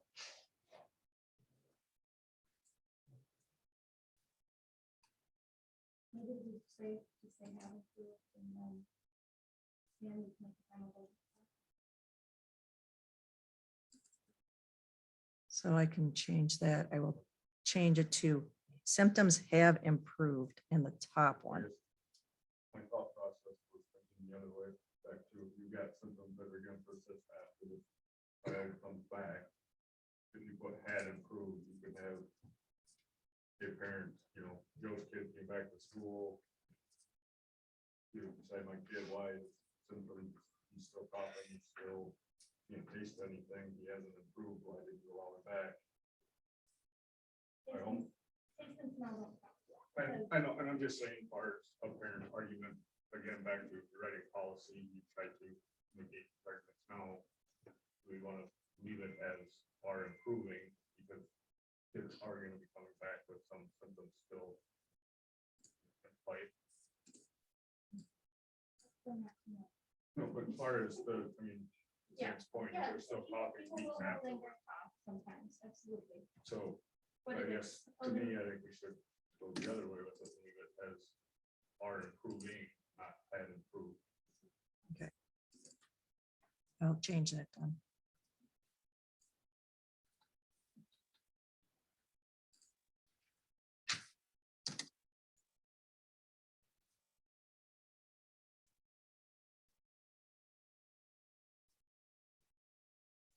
Cheryl, do you know how to get, so where it says positive COVID test and vaccinated right in the middle, can you get that to go to a new line? Because I can't. Or there's a big gap in there.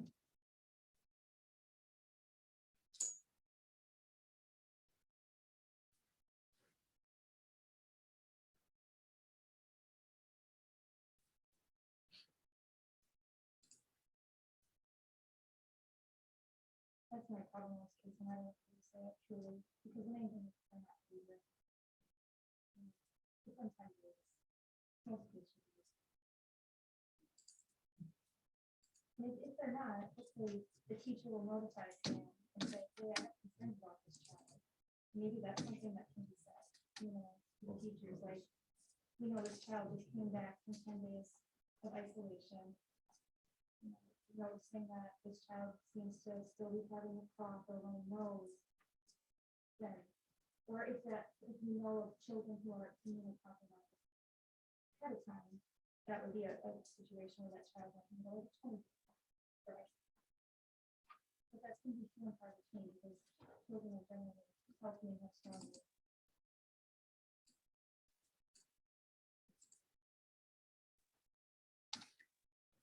Did you guys want to have something about how we're close contact tracing in here? Because I think that was also the sticking point.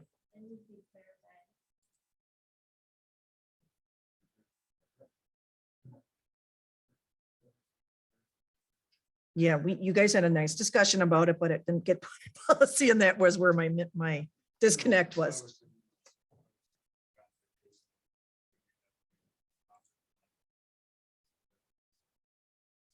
Right. Okay, so contact tracing and quarantine.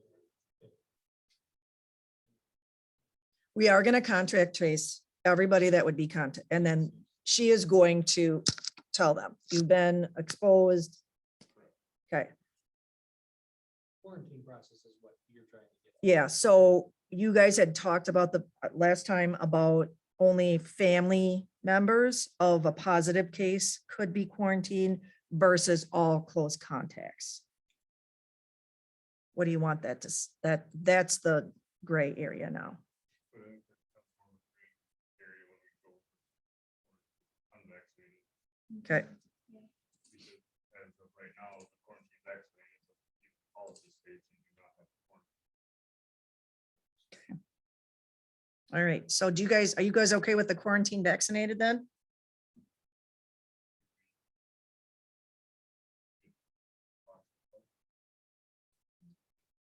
If we just moved it, but you didn't.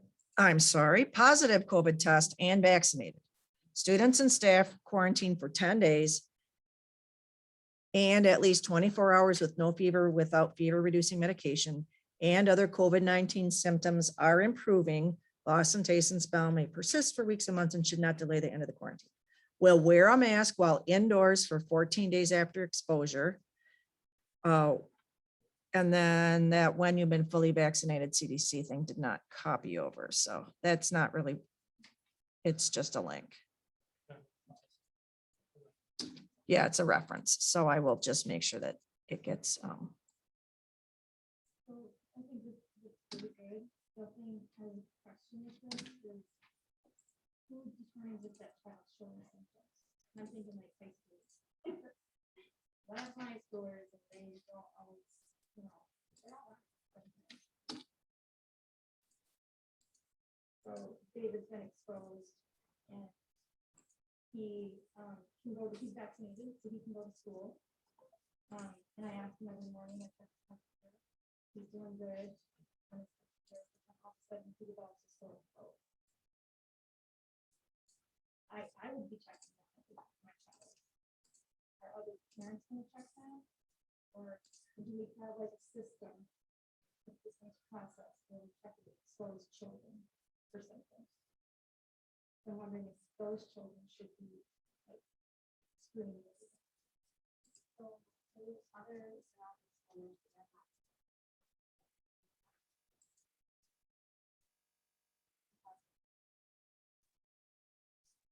And it doesn't happen.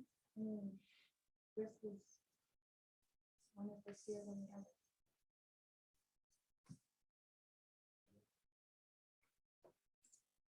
Well, one option is to screen those children each day for 14 days. So you check their temperature. You know, those children are 5 children were exposed in chemistry. So every morning, those children come to Sam with their temperature checked in Sam lab. We have them in the class, and she watches and she looks at them. Their eyes aren't running, their nose isn't draining. You know, and it's like an extra check on their child to say, yeah, they look pretty good today. They look pretty healthy. They look like cool. No, it's just close contact. It would be an extra level of protection. It's something for those kids. Or and it doesn't have to be just that. I know this is a lot, right? It could be and teachers. the idea of having them with the contact like players, that idea, I just think that all of these travel back. One case caused like a ton of close contact. Yeah. So for me to do that, takes quite a while and we have students in every class. That's right. You know, yeah. You And if it's not you have that two, if you have 2 students that have COVID, I mean, that one student that we had the other time took 40 students out. And if you have 2 students, like one at elementary, that's 8 students. that she must check. And that's 3. Julie, this is Michelle Wabshall. The chat is disabled, so I can't respond, but I cannot hear anything that's being said. I'm wondering if there's no mic. yeah, there's no mic this time. Sorry. I forgot to ask him to set it up. It's what? Okay. Thank you. Oh, geez, sorry. Mike's being funny. All right. I will try and repeat what is happening. I'll scoot up a little closer too. Sometimes it helps. So are we still wordsmithing this? Because you guys had agreed upon this and we did change the are improving or to we changed them both to be the same and are improving is what it is now.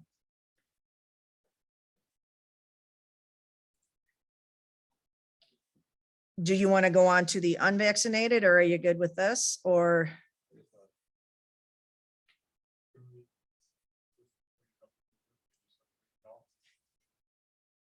Like on the old policy, you have close contacts, a couple bullet points and then space, if showing symptoms, a couple bullet points and space. Yep. Just so it's not like one big block there. Yep, somebody can fix that for me. We're making it look pretty now. Cheryl did pretty good. She got the positive COVID test on the new line. No, you can't put I'm bullet not saying points, but bullet points, I'm just saying, can you- New line. new lines and skip a line and stuff like that, we can make it look a little better, a little easier to read. Sometimes even making it a little bigger would help. So without changing the wording, you can put commas in and make it stand out a little bit. But we don't have to do that while we're all watching.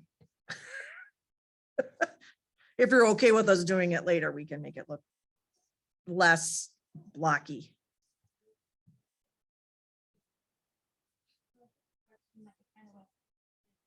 Are we going to trust the kids or the parents to be honest, whether or not the child is vaccinated? Okay, so the question was, are we going to trust the kids to be honest if they have any symptoms, if they've been exposed? Or are we going to have to initiate something done by more than just one? Or are we going to just have a screening, some sort of a system? So the only thing, I'm not pushing back, I'm just thinking out loud. We are requiring close contact and vaccinated to wear a mask indoors for 14 days. The CDC recommendation, which we said we didn't necessarily love, did recommend that if you had a positive case and were vaccinated, you could return to the building with a mask. So this, in theory, yes, we kind of kicked that out, but if a child is later developing symptoms, have been exposed, they're in the building, it's kind of in line with the CDC recommendations at this point. Not discounting your question, but just kind of like trying to frame it up. The question is, and you're absolutely right, the question at that point is, how do you initiate testing for that child?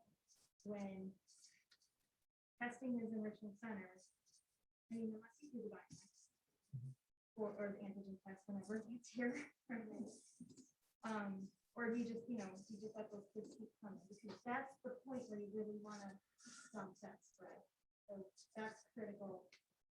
So is the question that so I'm gonna, and again, not to be, like Joe said, just we're discussing, but shouldn't that be on the parents? Because the parents are choosing whether or not their child wears a mask. They should be screening their own children when they've been a close contact. It should be expected then. You're choosing not, you want to send your kid, that's your choice, but then you should be screening for symptoms. We could put that right in our letter.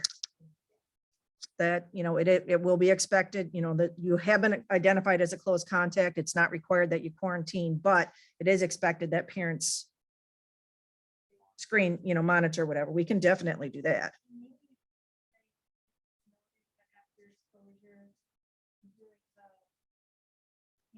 What would be that person's quarantine period, but you could say if they are noticed by teachers to start, they may have to Quarantine anyway. go get tested. Yeah. Yeah. I guess that part. Actually, we should never assume something, but I would assume already, but teacher notices the kid that's showing 2 to 3 symptoms, they would be sending them. Yeah, they do. Yep. As educators, we do it all. Yep. Just Yep. like, even just as a safeguard. I mean, you may see a kid with just a runny nose and you're like, just go down and see the school nurse. I mean, we're constantly doing it. Yeah. So, I mean, that's pretty simple. You probably know that because you get them all. the time. So we'll put that in the letter that again, and that's part of the parents wanted that responsibility of masking, then that can be their responsibility of checking for symptoms if they've been exposed. Okay, so do you want it to be in the policy in some way, shape, or form?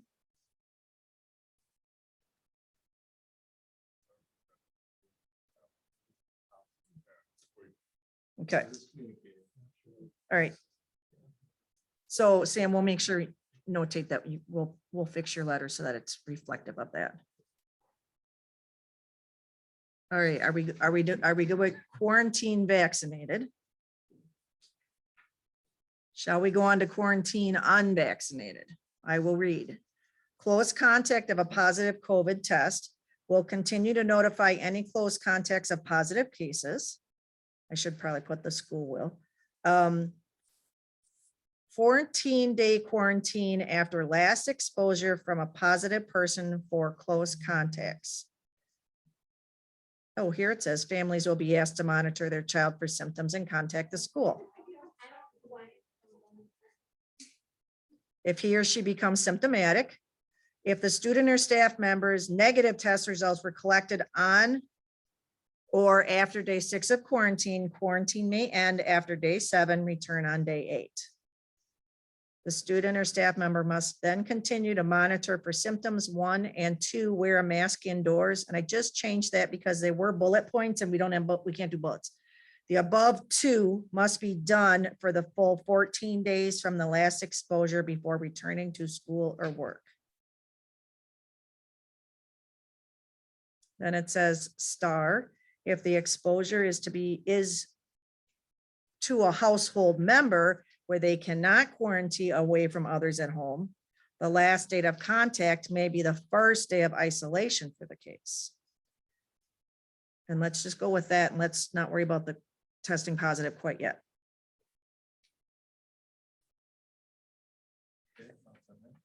I think it's kind of weird to say we will continue to notify close contacts of positive cases. We notify everybody of positive cases. You know, we just send out the school now knows there's been an elementary kid or a middle school kid that has, or a high school teacher, whatever. But, okay, so are we, or are you going to put into your own quarantining family members? And to me, this is where this fits in. Okay. So then, if we do that, then like, if my kid would be a close contact, if he sits next to him, are we gonna notify parents that your child sat within 6 feet? Yes. That was the discussion last time. Right. And then your child Right. should also be wearing a mask. So then, is it kind of like two, because we get, like the whole school gets a letter that says there was a contact or there was a COVID positive case, and then that parent will get another contact that says your child was a close contact. Yes. Okay. We try and do the close contacts first. So that gives her a little bit of time. And again, we had, the first one was kind of we were caught a little bit unawares. So it did take a day and a half. But now that we have all the seating charts and everything, she should be able to identify those faster. And what that will do is she'll either call or email or both the close contacts first. And then I usually send my generic letter out towards the end of the day or the first thing the next day if we didn't get done by the time school got. But is that why you have that generic where it says Yeah, we will, the school will continue to notify. I think maybe that's it, maybe. Email me.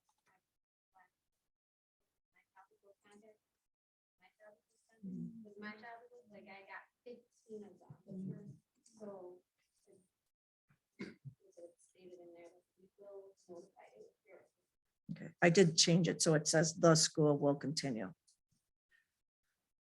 Okay, so then this is the situation where I'm curious about giving that option of first grader who's now been exposed and we know is unvaccinated, is able to come to school. Are we going to say that they should be, in order to return and not have to be on quarantine, they need to have a negative test, a negative test?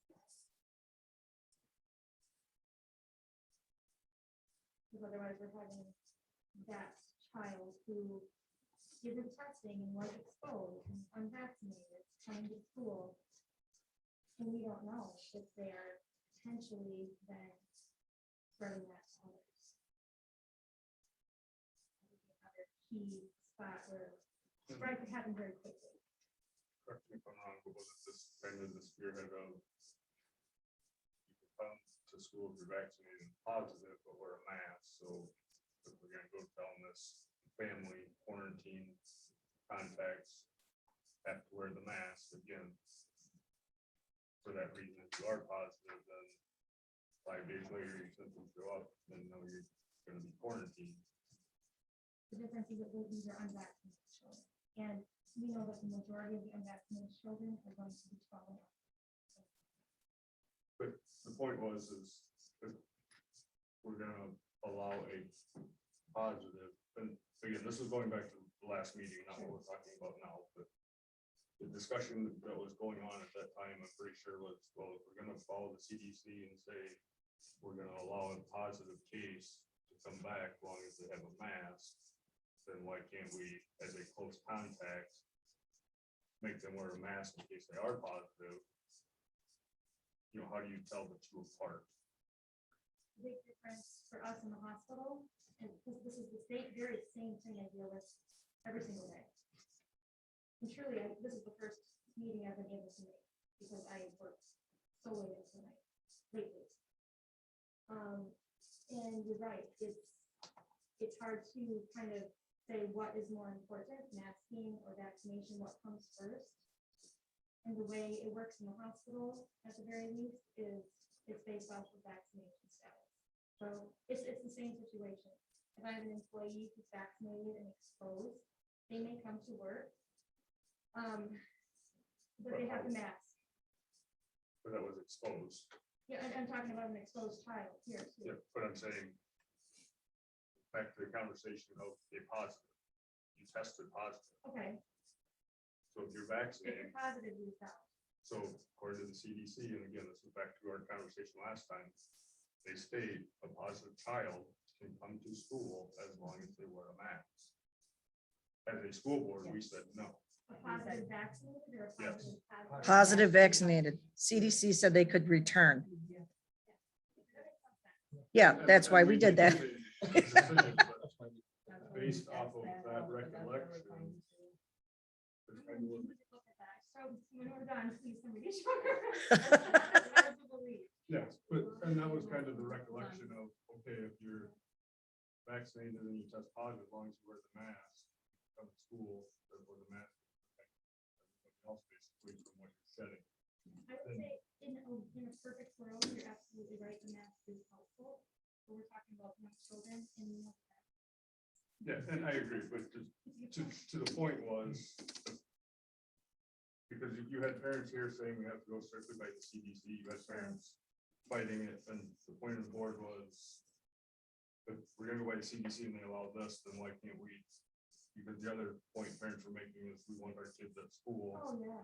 we don't want them at home, so then, okay, if we can mask and be positive, then why can't we just do contact and mask and stay at school until we actually have symptoms, and then, okay, now you're quarantined.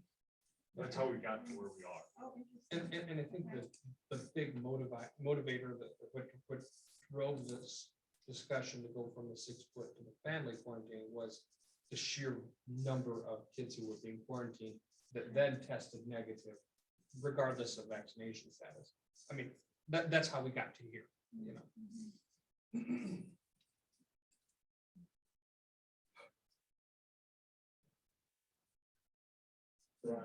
We're on quarantine unvaccinated, correct? So instead of it saying 14-day quarantine after last exposure, we should put something about who will be quarantined. A 14-day quarantine of family members of a positive COVID test. At this point. the vaccine side, you know, have to wear the mask for the 14 days. You should get tested. But then family quarantine, that almost would be a one across the whole. Okay. Copy that. Across the whole. Well, so For vaccinated. and- We're Vaccinated. running a side-by-side chart instead of up and I down. know, because basically, we're gonna quarantine family members. I don't think it was determined, it didn't matter whether they're vaccinated or unvaccinated at that point. If you tested positive, you were going home along with your brothers and sisters.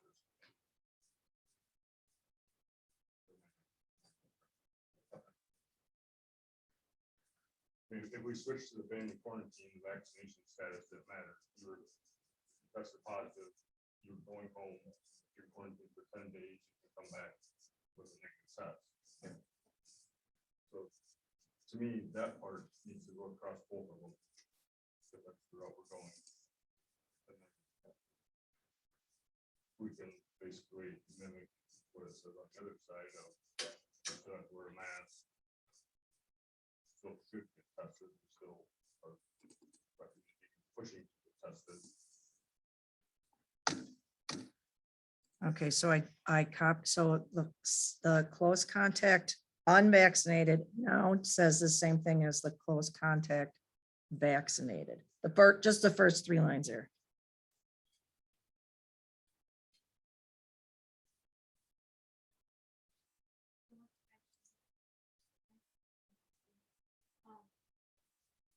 One thing that I think it's good to test and see and test and see, to make changes in it, to see how it's going. There are just like Lancaster, I know, was going virtual. There's some places that are going fully virtual too. So I think that's a fine balance that you mentioned. And so in order to keep kids in school, you don't want to be quarantined. But if there's. And I think that's also why you're seeing the other end of it, where you have schools that aren't doing contact tracing at all because. Yeah. Covering his eyes and his ears. And so I guess we're kind of trying to shoot the middle here. We're still contact tracing. We're still like, Yeah. you have to wear the mask. Really should get tested. Yeah. We know there's not a perfect. That's What we've got done so far. I know not everybody can see it. Oops. Because it keeps flipping. Yeah, thank you. Well, I think we gotta be honest too, that no matter what we decide tonight, our next month, and the month after, we're gonna look back and go, oh, we should have not done that, or yeah, it's working and the adjustments are gonna be made.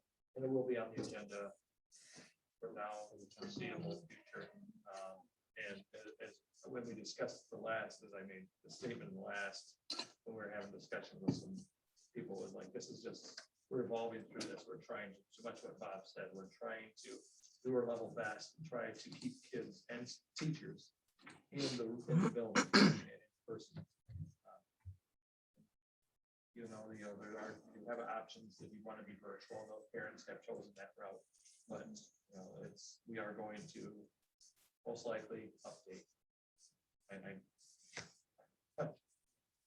be nice to think that we don't have to, or we wouldn't have to, but the odds are we've seen it, it's changing. We try to adapt as quick as we can. That's why we've had 2 meetings this week and. I know that's. So it does say on this one that families will be asked to monitor their child for symptoms. Can I copy that and put it on the one above? Because then it would be the same first 4 lines. Right, because we're going to be asking them, we'll put it in the letter too, but it's just adding that extra layer. Okay.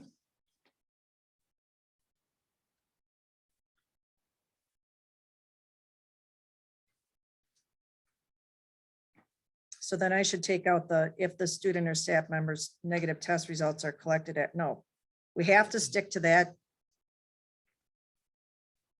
I forget, you can't test the people with unvaccinated on 3 to 5.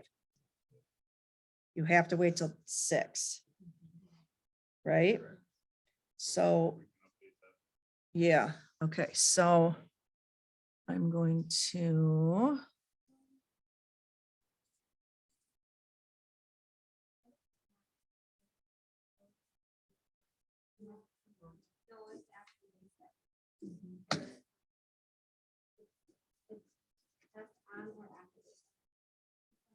So is that to see if you're positive or is that to get a negative? Yeah, that's what I always said. Because as we're changing it, they're not getting quarantined, so they shouldn't need to get a test to come back. Right, so if we're not testing them to have them come back, then that really doesn't need to be in there. We're not testing them to have them So my question though is, do we still want to put, you should get tested between days 3 to 5 to see if you're positive? I mean, I'm assuming that's why you're Well, testing on again, the should or vaccinated side. shall, or Should. Yes. Must. must. Yeah. But it can't mean- So do you want me to take out the line about collecting, if the student or staff members negative test results were collected on or day after, then they can return on day 7 because we're not asking them to stay out. Correct. Okay, so I will take that line out. So y'all can,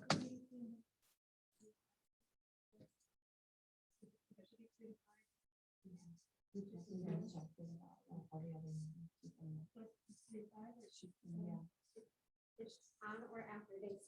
Yeah. she's been checking it. Is that supposed to be changed to day 16? Should copy and paste it back. the top.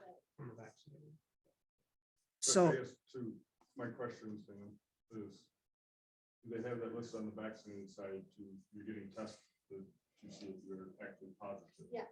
On the vaccinated side. it's So, they're actually positive. On the unvaccinated side, because now we're not testing, hoping for a negative to come back, we're testing to just see if you're positive. Will they flag positive on day 3 to 5? Typically not, if you're unvaccinated, because we don't have enough that viral load. So they would suggest on or after day 6. Okay. Especially if you're not symptomatic. so are we going to require them to get a test or are they just, Required to get tested. so, But correct to have, they should get tested 3 to 5 days after exposure. It sounds like it just needs to be changed to day 6. Yes, it should be. should It get should tested. 3 to 5 days, should we remove that sentence? I will put, I'm gonna take, oops, where am I here? I think we leave the set, and then we'll change the date. Yep. Yeah, okay, yeah. That's a good one. Change it to day 6.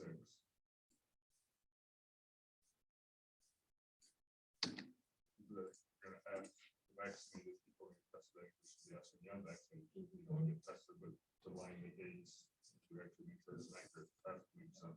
But then I shouldn't have put quarantine may end, should get tested on or after day 6. Period. Vaccinated, this is just food for thought. Why if you're vaccinated, you get tested on day 3 to 5? Because you're less likely to have viral load if you're vaccinated. Excellent question. I would recommend emailing the CDC.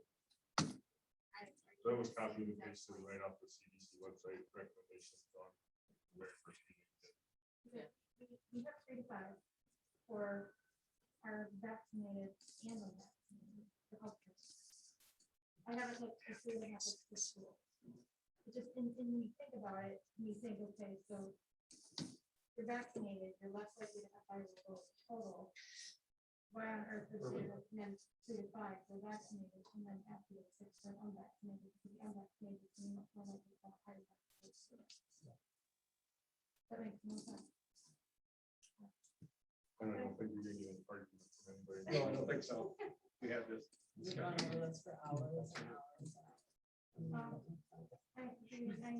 Well, if you worked really late, you could have made the one meeting. Nothing already came because you have a wrestling meeting. And it's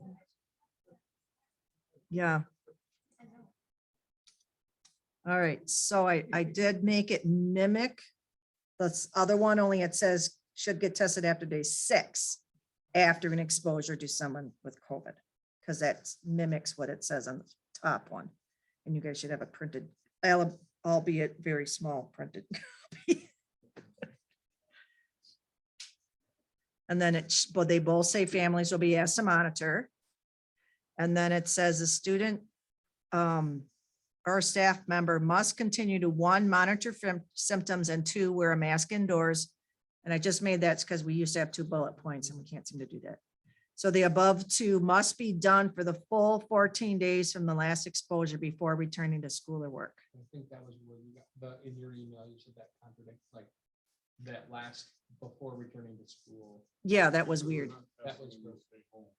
Right, because they're not staying home. Thank you. That was From a weird. last exposure, period.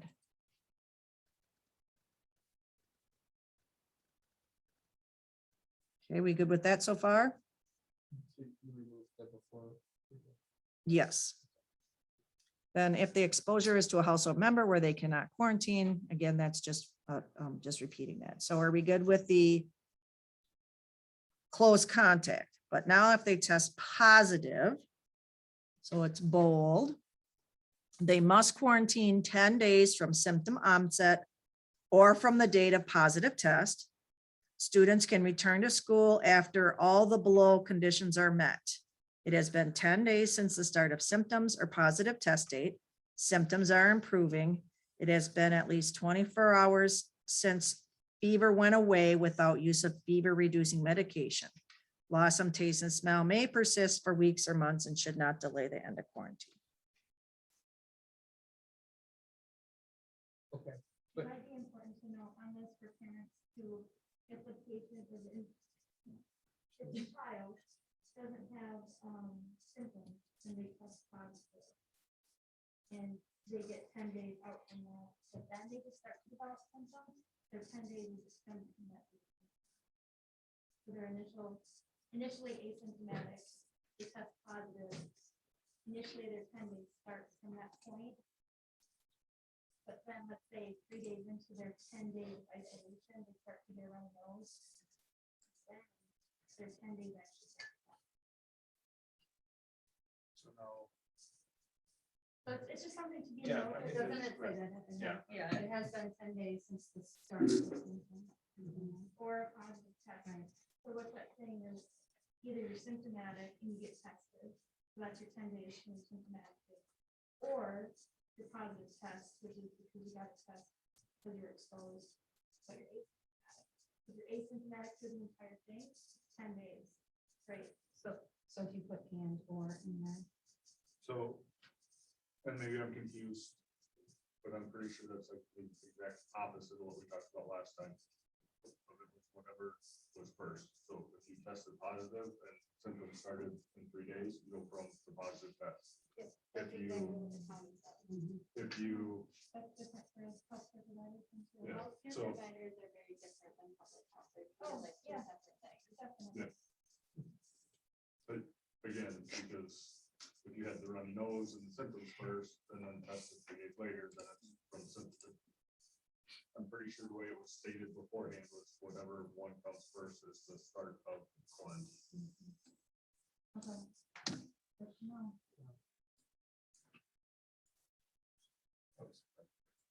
Maybe also the French fry. Yeah. Does it need to explicitly state on there that quarantine will be? It doesn't really say, does it? Who will be quarantined? Well, if students test positive, they must quarantine 10 days from symptom onset. Close contact on that. I'm sorry, close contact. It's all one big box, but you know, in that box, I don't know that we explicitly state. It will be one. Because we were gonna put that on both sides for. that was gonna be a- Oh, that's right. We were gonna do that one. I'm sorry. Okay, so. Oh, wait, I can do it. Great. Okay, where'd my mouse go? My cursor went away. Close contacts. Tell me what you wanted to say.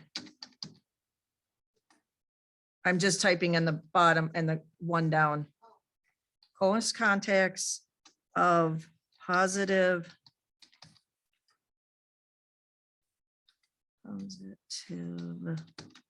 family members will be asked to quarantine.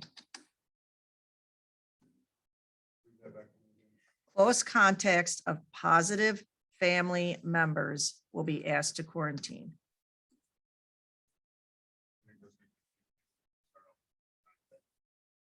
Okay. We need to start off with family members of positive. will- will Take the close contact out. Okay.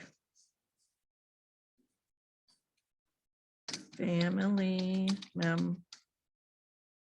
Okay, have I ever mentioned how I should go back to high school and take typing members of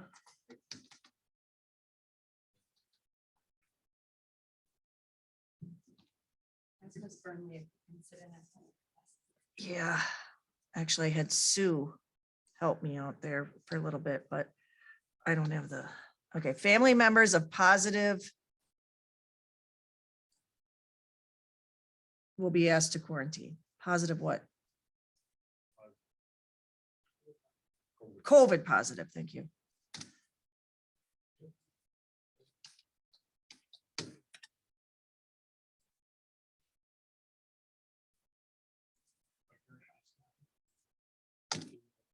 Full line bold. Yep.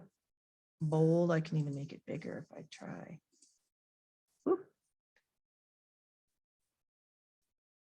And actually, I probably should put that up. Oh, it all of a sudden not, it went away all by itself. My bold went away. I will put it in, oh, no, I'm trying to do too many.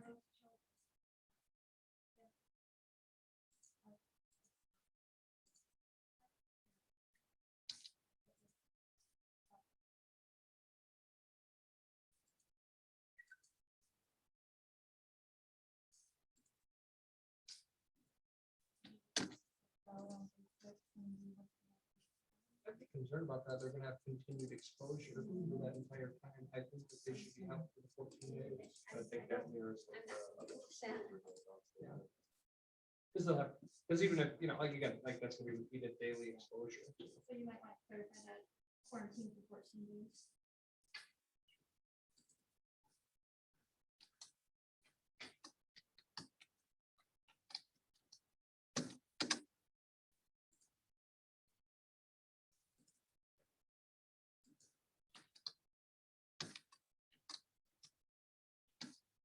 Empty periods.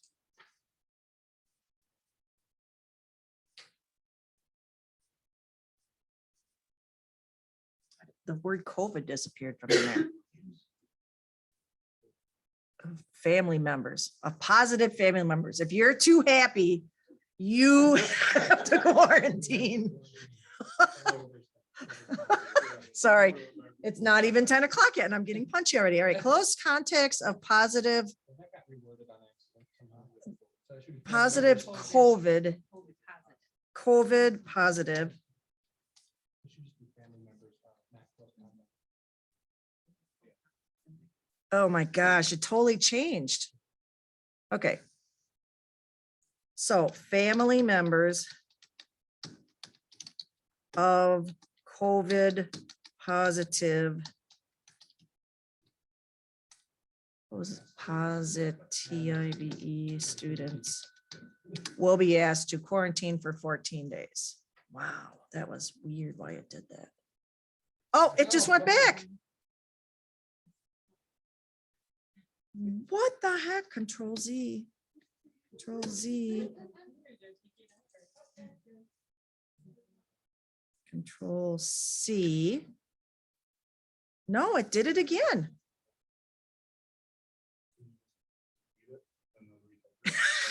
Are you sure you want me to do that, Bob? Apparently, I'm not very good at typing. All right. Yeah, I'm gonna type it on the bottom, I think, and then just copy it in there. All right, tell me what it wants to say again.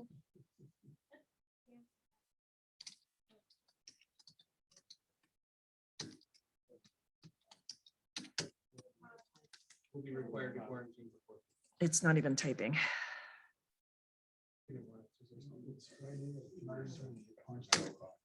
Yep. Family members of COVID positive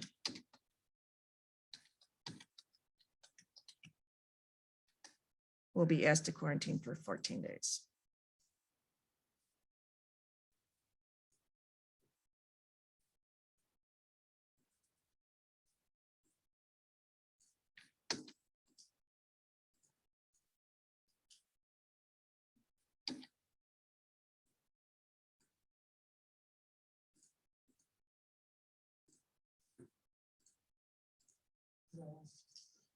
Quick, type it, print it. Hit save. Wait, save as a PDF. So recess is down there, and then again, I put the risk level and color down there just because I think it's nice when you get down to the bottom, you don't remember which one's which, so.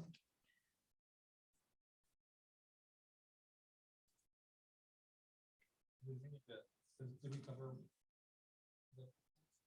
the vaccinated on that? Yes, we got that. The only thing we do have at the bottom of that is about travel. And there's no set guidelines for travel at quarantine after travel. But it is in the same guidelines for investigation of COVID-19 outbreaks in schools that we have.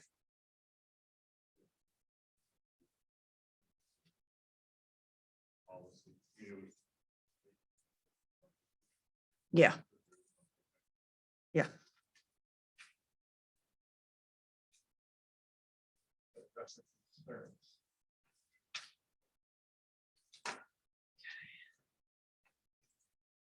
Are we able to get a printout of it as it states right now, just to read through it before we? Yep. Yeah. Okay, I'm saving it as a PDF first. Thank you guys all because I know.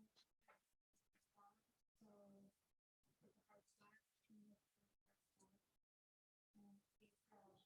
She did a great job for just jumping in to the deep end of the pool, like, so thank you, because, yeah, I don't think you guys probably do that. Yeah. Thank you. Thank you. There they go.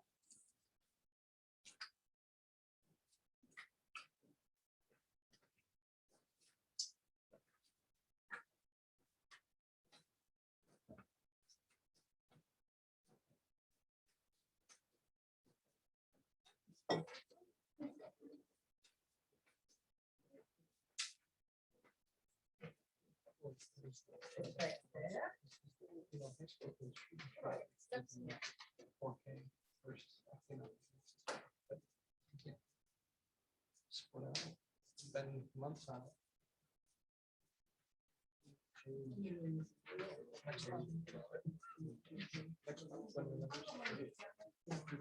I'm just.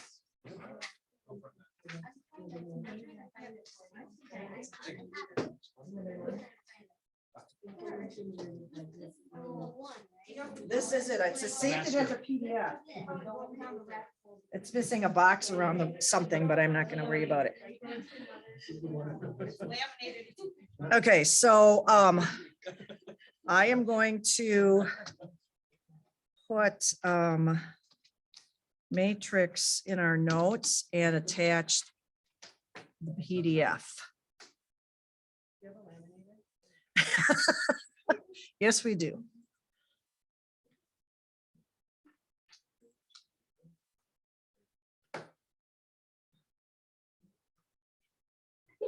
I know, I was thinking the same thing.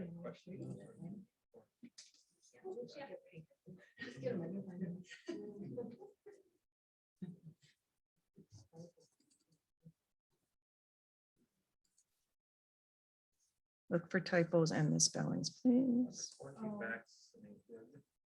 Close contact should get tested 3 to 5 days after exposure.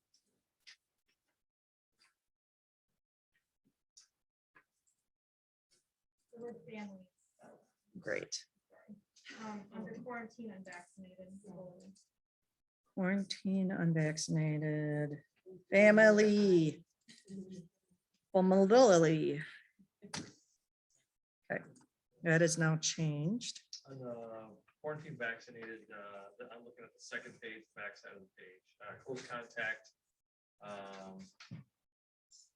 Third sentence, I think, should get tested 3 to 5 days after an exposure to.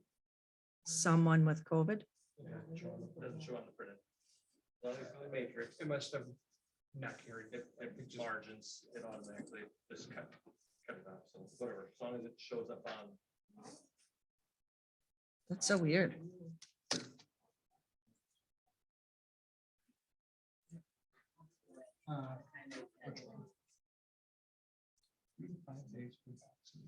After an exposure to. Okay, so I'm gonna close that. I'll try to do it again. File, print. Next. Save as PDF. Save. Oops, I'm gonna replace it. And where'd you go? Here it is.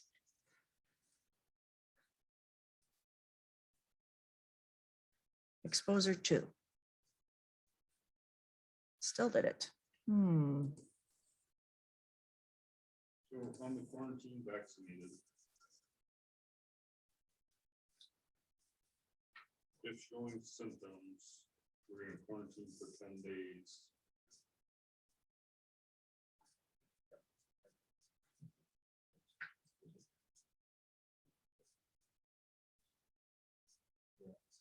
So basically they were close. Just throw, I mean, thought process, thinking out loud.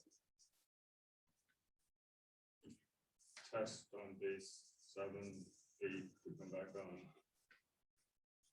Test on day 7, if it's negative, come back on day 8. I mean, if your symptoms are all gone after day 3. Then we're gonna test on day 7, negative, or do we want to back before day 10, or are we just gonna say you guys have to stay home until day 10? You're in the vaccinated. Yeah. Well, if you get a active person, they only have to quarantine while showing symptoms. But that's not what the policy states. So when we're reading this, it's stating you're in quarantine at least 10 days, then symptoms first period. At least 24 hours. And that's what I brought it up. We need to reword how that states to.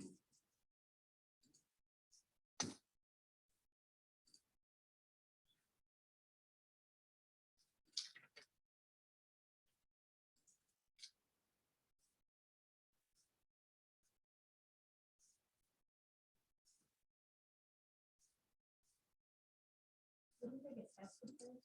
Like, so you know.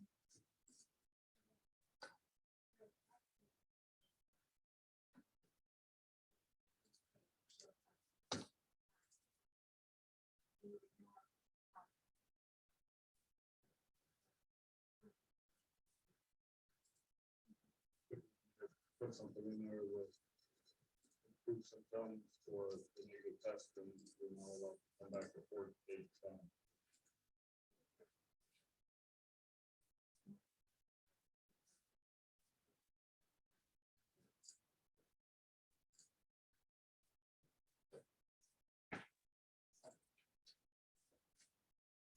Exposed?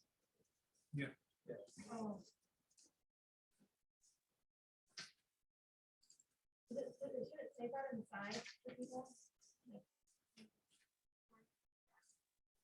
Yeah. inside. For exposed. quarantine vaccine.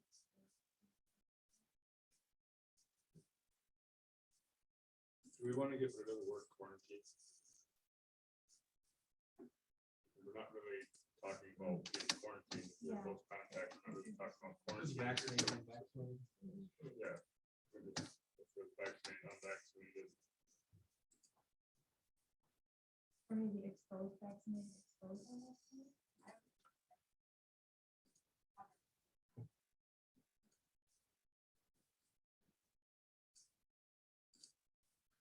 All right, I was fixing something else. Tell me what I'm fixing now. So take the word quarantine out in front of unvaccinated.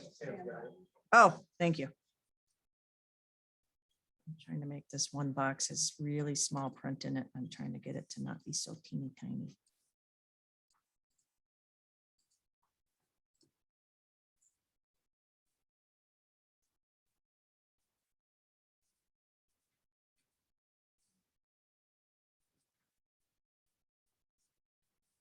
Same, take out the 10.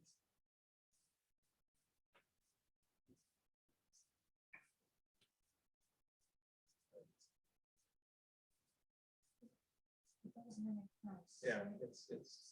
Julie, you have family misspelled on that gray box too there. Thank you. You're welcome. It's kind of like the lightning strike we had hit the camera last time. took out the camera. Yeah, well, it didn't really take out the camera, but it struck the camera and you could see it in the picture.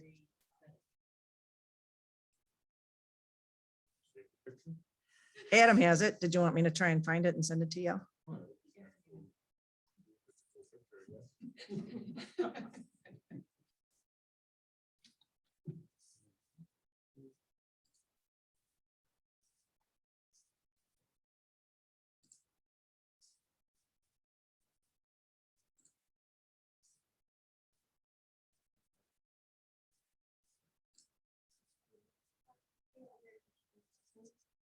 I'm just, the way I read that as a parent, if my kid's showing symptoms, you're gonna quarantine him for 10 days. Oops, sorry, you guys. I'm looking for that now. So do we need to put in there that they can come back with a negative test after day 3 to 5, or is it they come back when symptoms improve? That's a question, not a statement, so just. That is literally what it says, is quarantine until symptoms free. That's all that it says. So then, can we mimic that? I'm gonna let Sam type that in. I don't know where that is again. It could be an option to get tested though, because if my kid who's vaccinated, but starts to have a head cold, he's vaccinated. I mean, the option is to get, and he still has those symptoms after, you know, he tests negative. COVID, he should be- Maybe one of those. Yeah.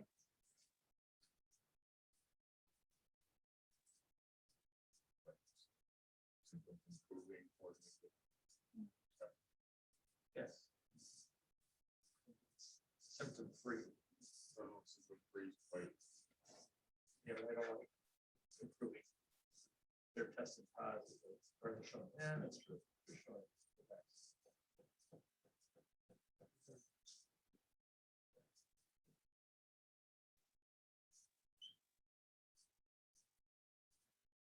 Symptoms improving.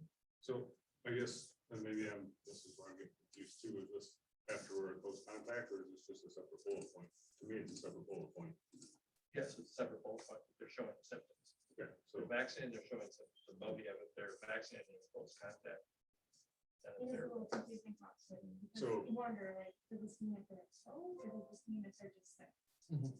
Maybe it'd be good to clarify that.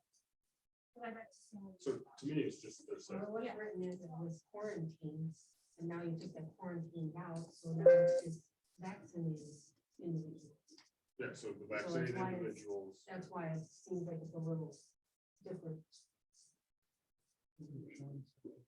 so my kid that starts to get a runny nose today, then he started. coughing, getting some symptoms. He's vaccinated. He's got a quarantine, but then 2 days later, nose stops running, he's still got a little bit of a cough. But he's also got allergies that I know of. Yeah. I'm just trying to back to parents and semantics of. I think we almost need to put in there. To round point either symptom free or a negative test on day. Between day 3 and 5. That's what it says there. Quarantine until symptom free or have a negative test. I was just listening to you talk, so I just.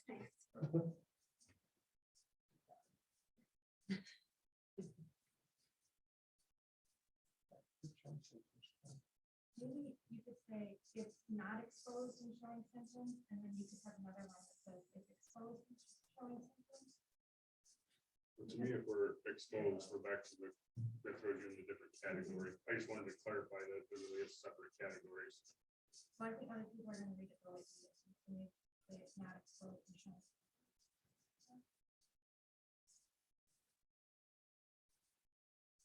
How do you know you're not exposed? Because nobody contacted us. If it was They're- not- they're- yeah. Right, but that's just a general thing. So if you're vaccinated, and you start showing symptoms, you should quarantine. And it does, So, it says up on top, staying home and sick, monitoring symptoms. All students or staff exhibiting symptoms will be checked by school nursing staff. Parents will be notified and asked for information. Families will be encouraged to keep all symptomatic students at home until all symptoms cease. See flow chart for process. Can you add a line to that soon? Yeah. Just a space in Yeah. between. So we'll go Maybe. back to not just one big long paragraph. that are actually broken out separate. I don't know how that I don't know why these aren't working.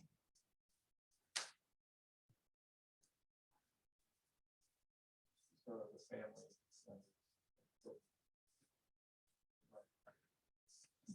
Families. It went back again. I changed that. Is the other one good? Yeah, the other one's okay. You gave them the same cell. Yeah. I think that's what does it. Probably. I've been trying to click off of the thing now, so.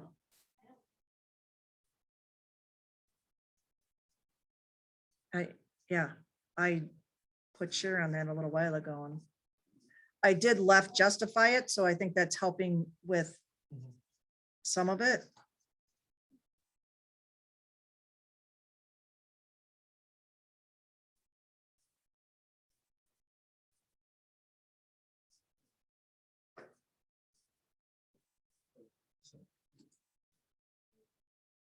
Yeah, for some reason, when you hit enter or even shift enter, because that usually gives me one line, it's not, it's going to the next box.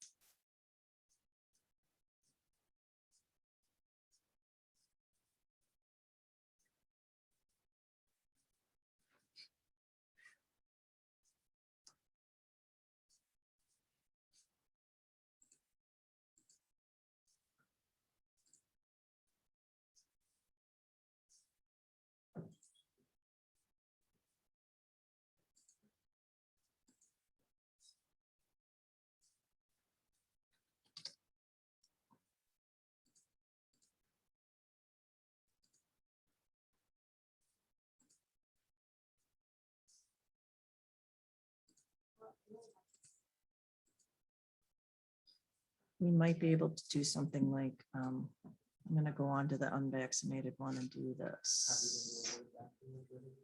Yeah, we might be able to do. Yeah, like,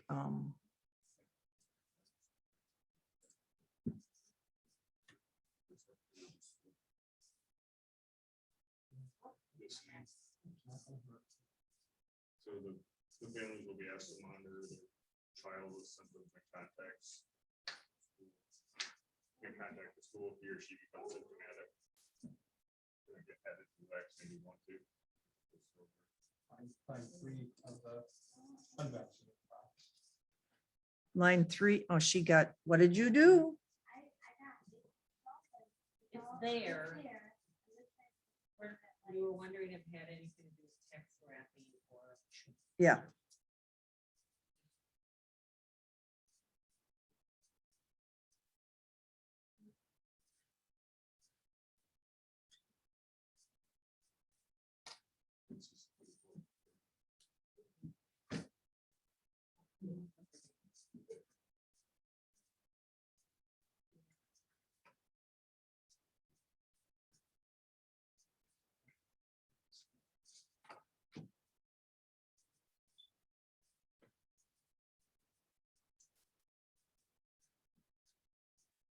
If you want to just hit Control Z until it goes back, that's okay too.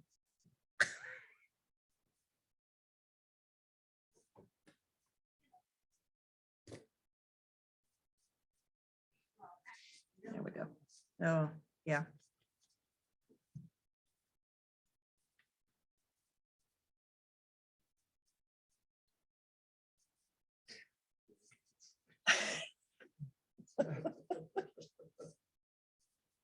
Wait, was that a question?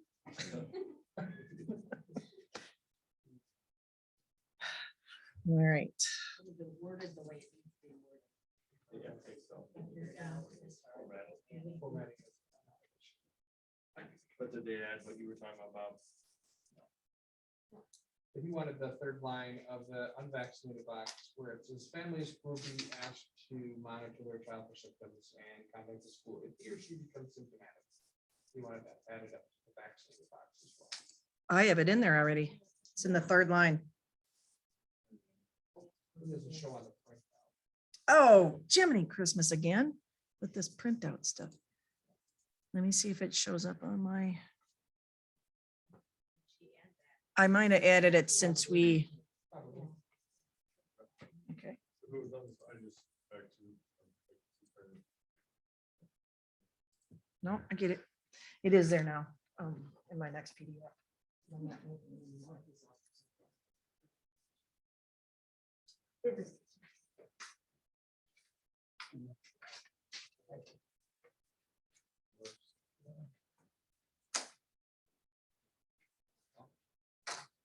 Get a wall.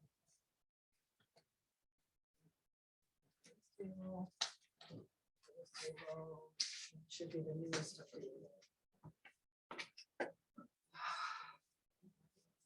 We will go through it all.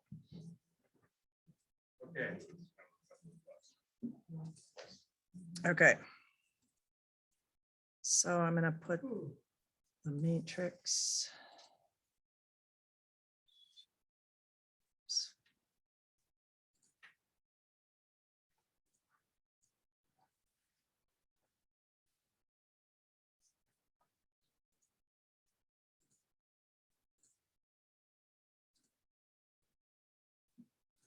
So we done with the matrix?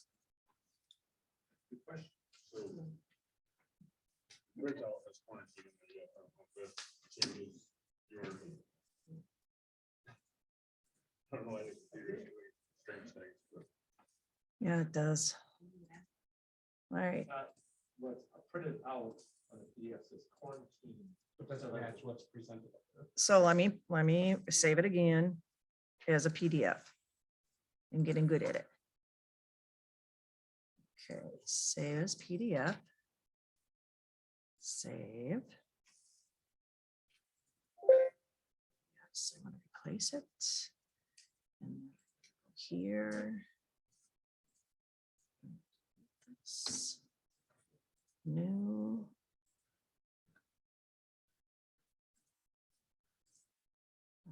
Upload. Now it's in my drive. Okay, Sam. Go on up to the, go to the agenda.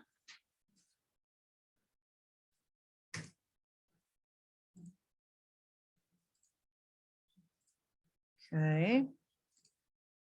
Oh.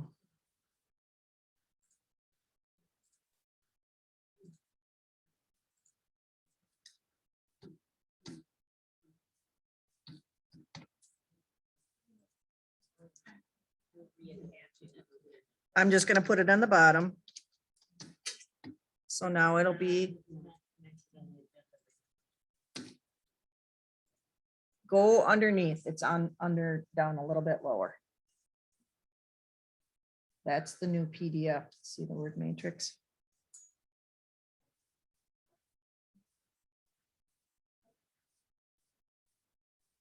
Okay. And would you like me to also print them? Because I can do that.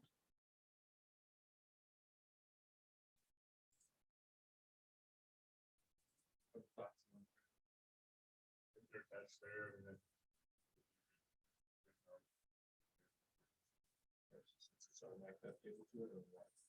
Well, now it's a PDF, so it can't change.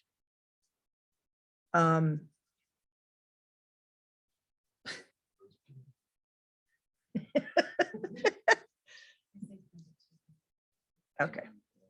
That's what I will do then. Print. See, I print 10 of them. Make it 11. Nice round even number. Did I hit go? There it is. All right. We'll, once we get this finalized, we'll also look at the pandemic response policy, which is very straightforward, drafted by the attorney today.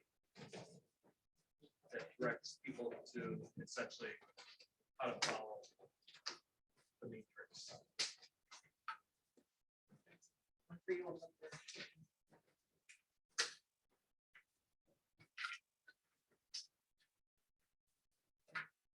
And people online should be able to get it if they have the agenda.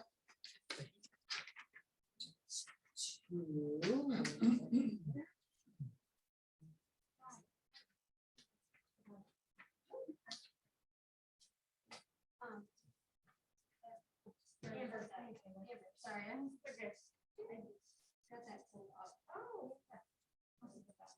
Right, so.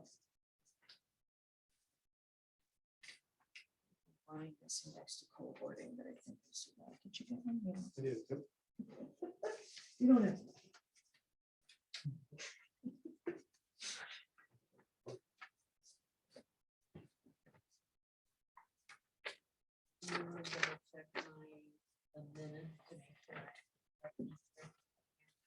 Okay.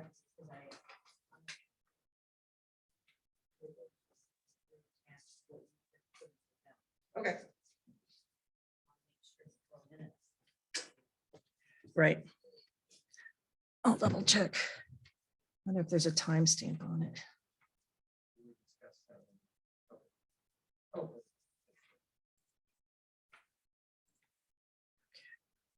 Board meeting minutes.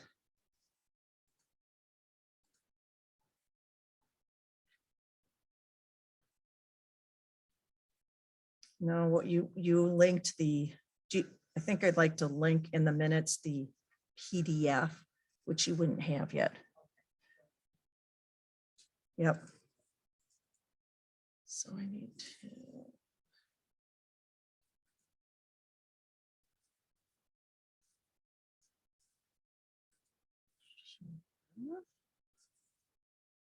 Anyone can view it, copy link.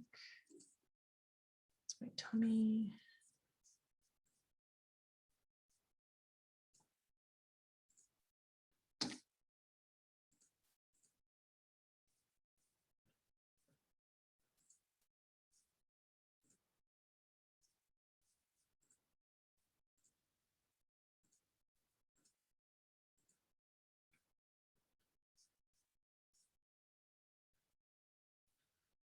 Can you open it, Cheryl? I want to make sure that you can see it too. So again, anybody that is listening, if you go to actually, I probably should change this one. I'm gonna unlink that. Copy it again.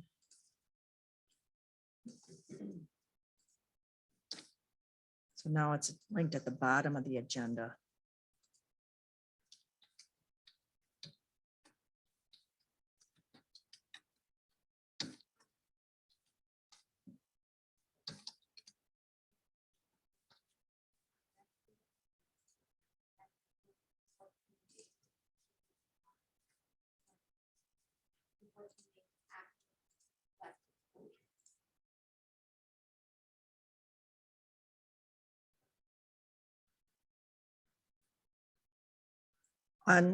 For unvaccinated?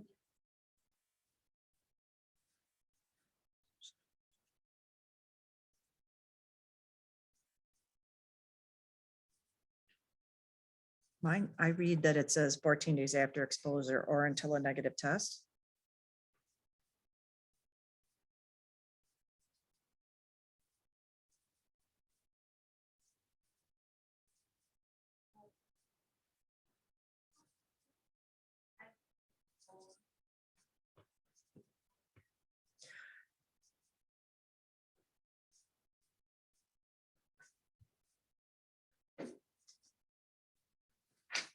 comments?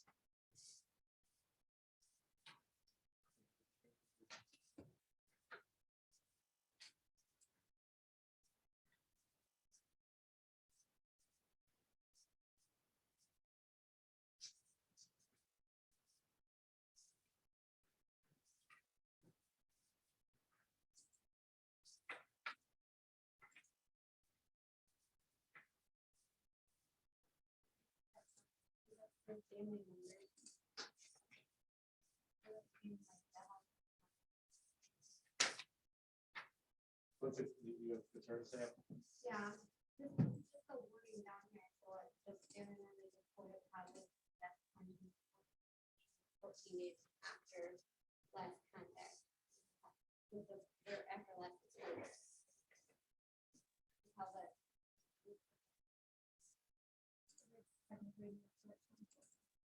For household. Away from that. person. Yes, right, they can actually. That's just, that's what that's covered by the health then.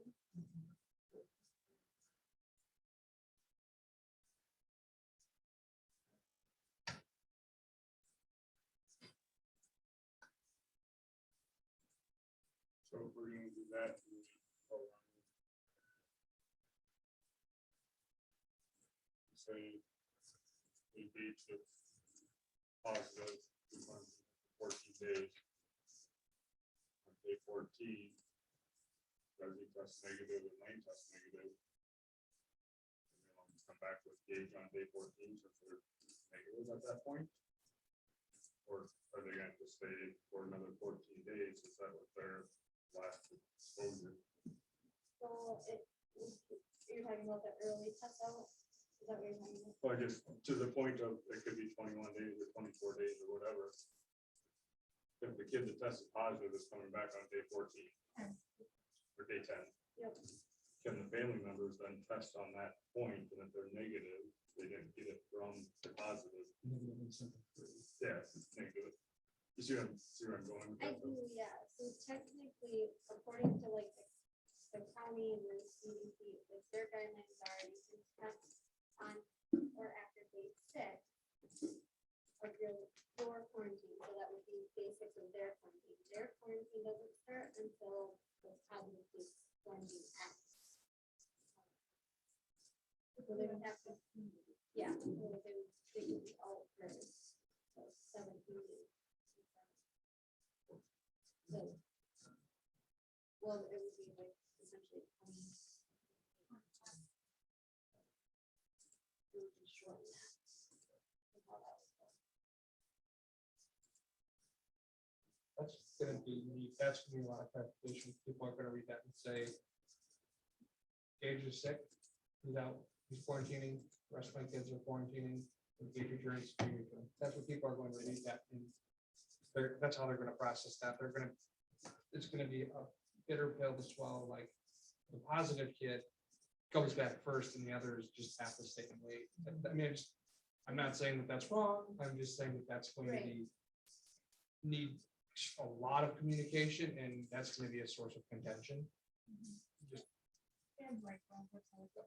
Yeah, I don't have a problem with it. I'm just making. Again, just we need to clarify better. the way it's stated.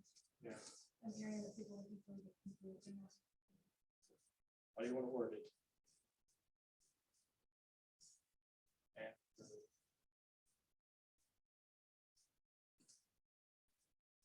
The family members are positive, so then they'll be asked to start their quarantine. 10 days, you know, their first day will be.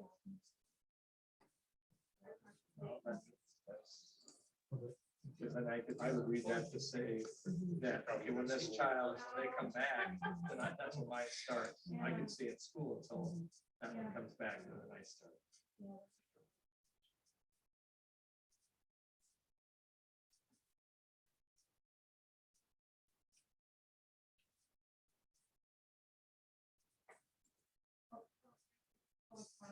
Children will be asked to quarantine for a minimum of 7 days beyond the positive child.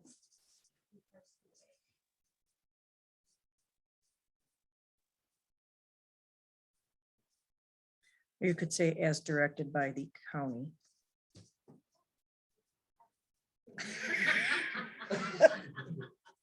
Because at that point, we're not directing them. The county is telling them when the days are.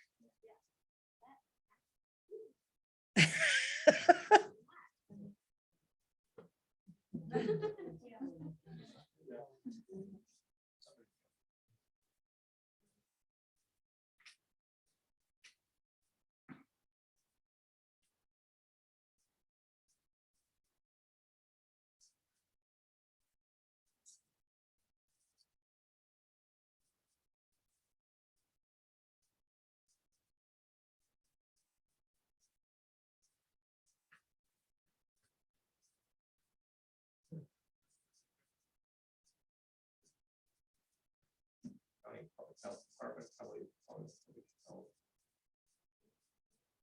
I don't know, I'm not sure. Public health. What if you put what you had in there, Sam, before, and the numbers will be asked to quarantine 14 days after the last exposure, and then added as directed by county public health? Yeah, Richland County Public Health. That way they have a That's what it's cited in the letter from Rose. Richland County Public Health.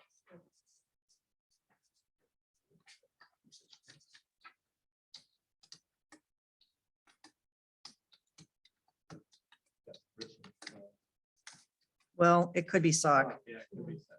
Yeah, it could be said, yeah.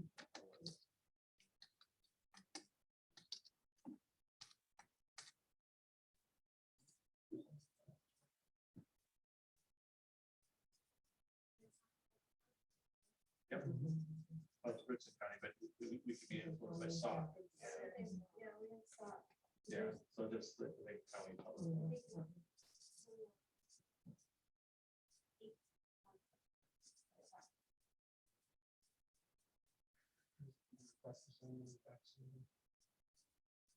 Actually, I typed on the vaccinated while y'all were typing on that one, so. But it's not exactly the same, so. You need to be.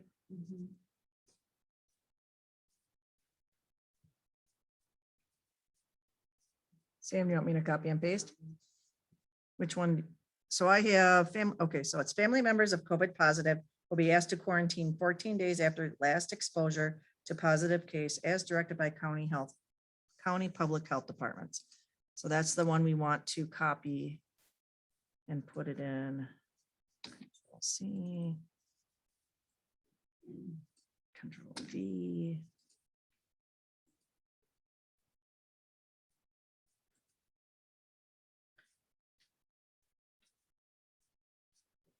Okay.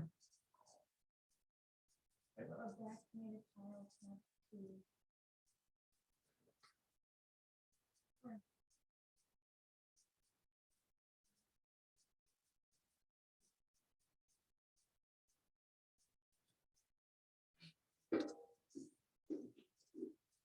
Vaccinated children, Don't quarantine unless you're really- unless you're symptoms, right? So.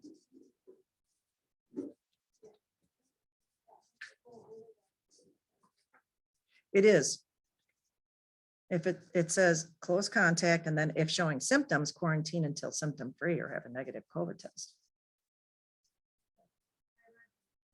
My vaccinated child, even if he's asymptomatic.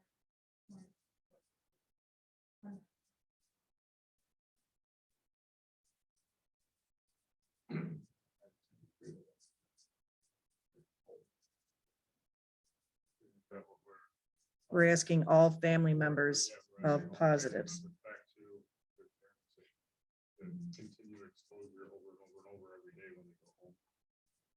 Does it make sense though for a vaccinated child to be symptomatic? Even if the child is exposed to the positive. Because. It doesn't make sense. We're already saying that if they're not symptomatic, they can be here. Yeah. But now your younger brother got it. You're still vaccinated, you're not symptomatic, but So then you just remove the whole from the vaccine.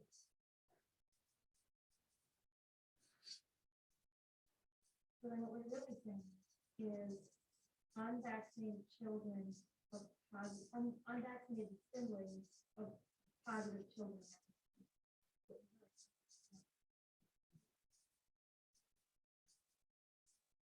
What if baby gets it? He's vaccinated, but what about baby? She's unvaccinated, so she should have to. Right. but if David's vaccinated and not showing symptoms, and we're continuing to monitor for symptoms, You should be able to come to school.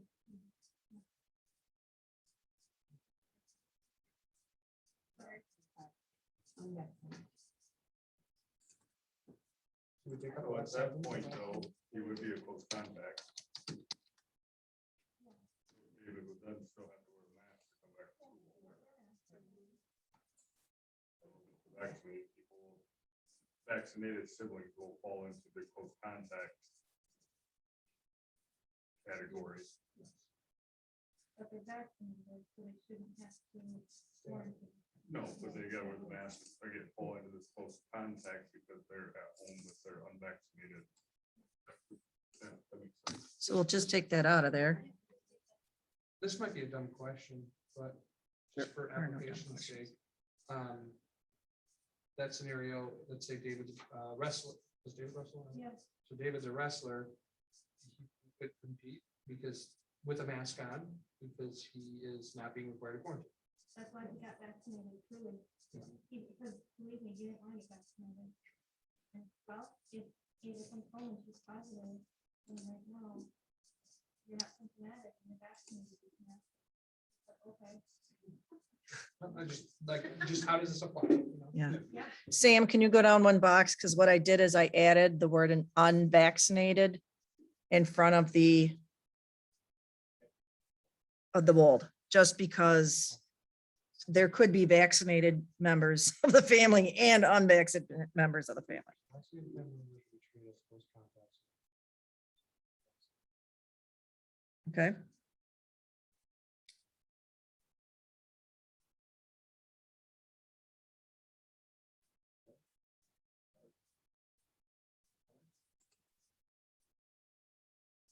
Okay, let's move on to the pandemic response policy.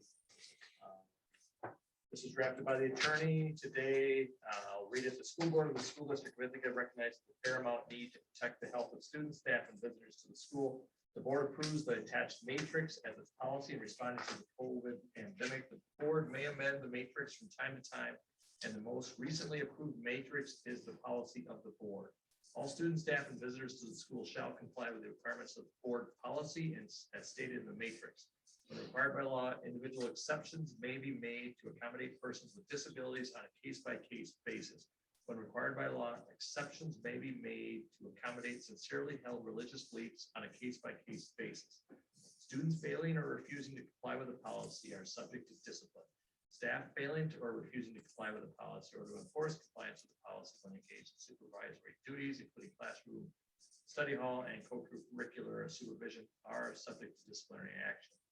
Visitors failing or refusing to comply with this policy will be informed of the policy, asked once to comply, and if fail or refuse to do so after the request is made, will not be permitted to remain on school premises. Compliance is a continuing responsibility while on school premises.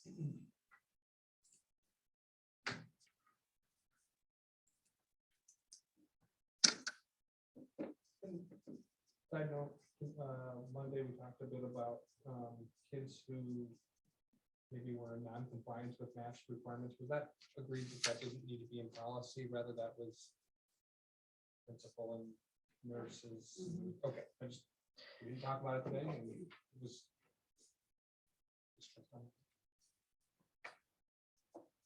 This policy gives the matrix the authority, and if they're married, basically documents that one empowers the other, and the other one, the matrix defines. So in the future, if we have to update how I interpret this, if we have to update, we would not have to necessarily update this pandemic response policy. We would just have to update the matrix.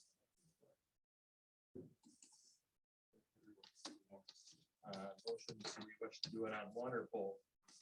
I would recommend we do one and then do them separately. Is that what you're concurring with, Sharon? Yeah. Okay.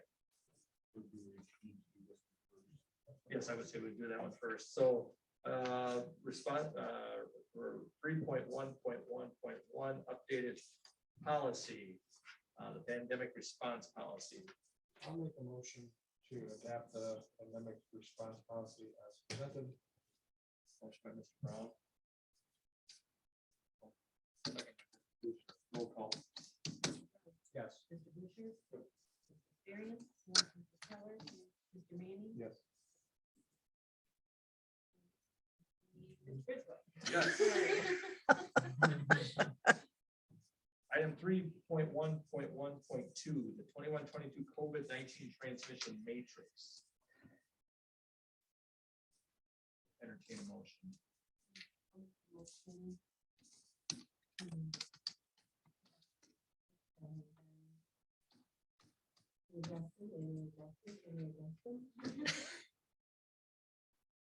My miss variance? Oops. Okay, motion by Miss Variance. Second by Ms. Keller, roll call. Yes.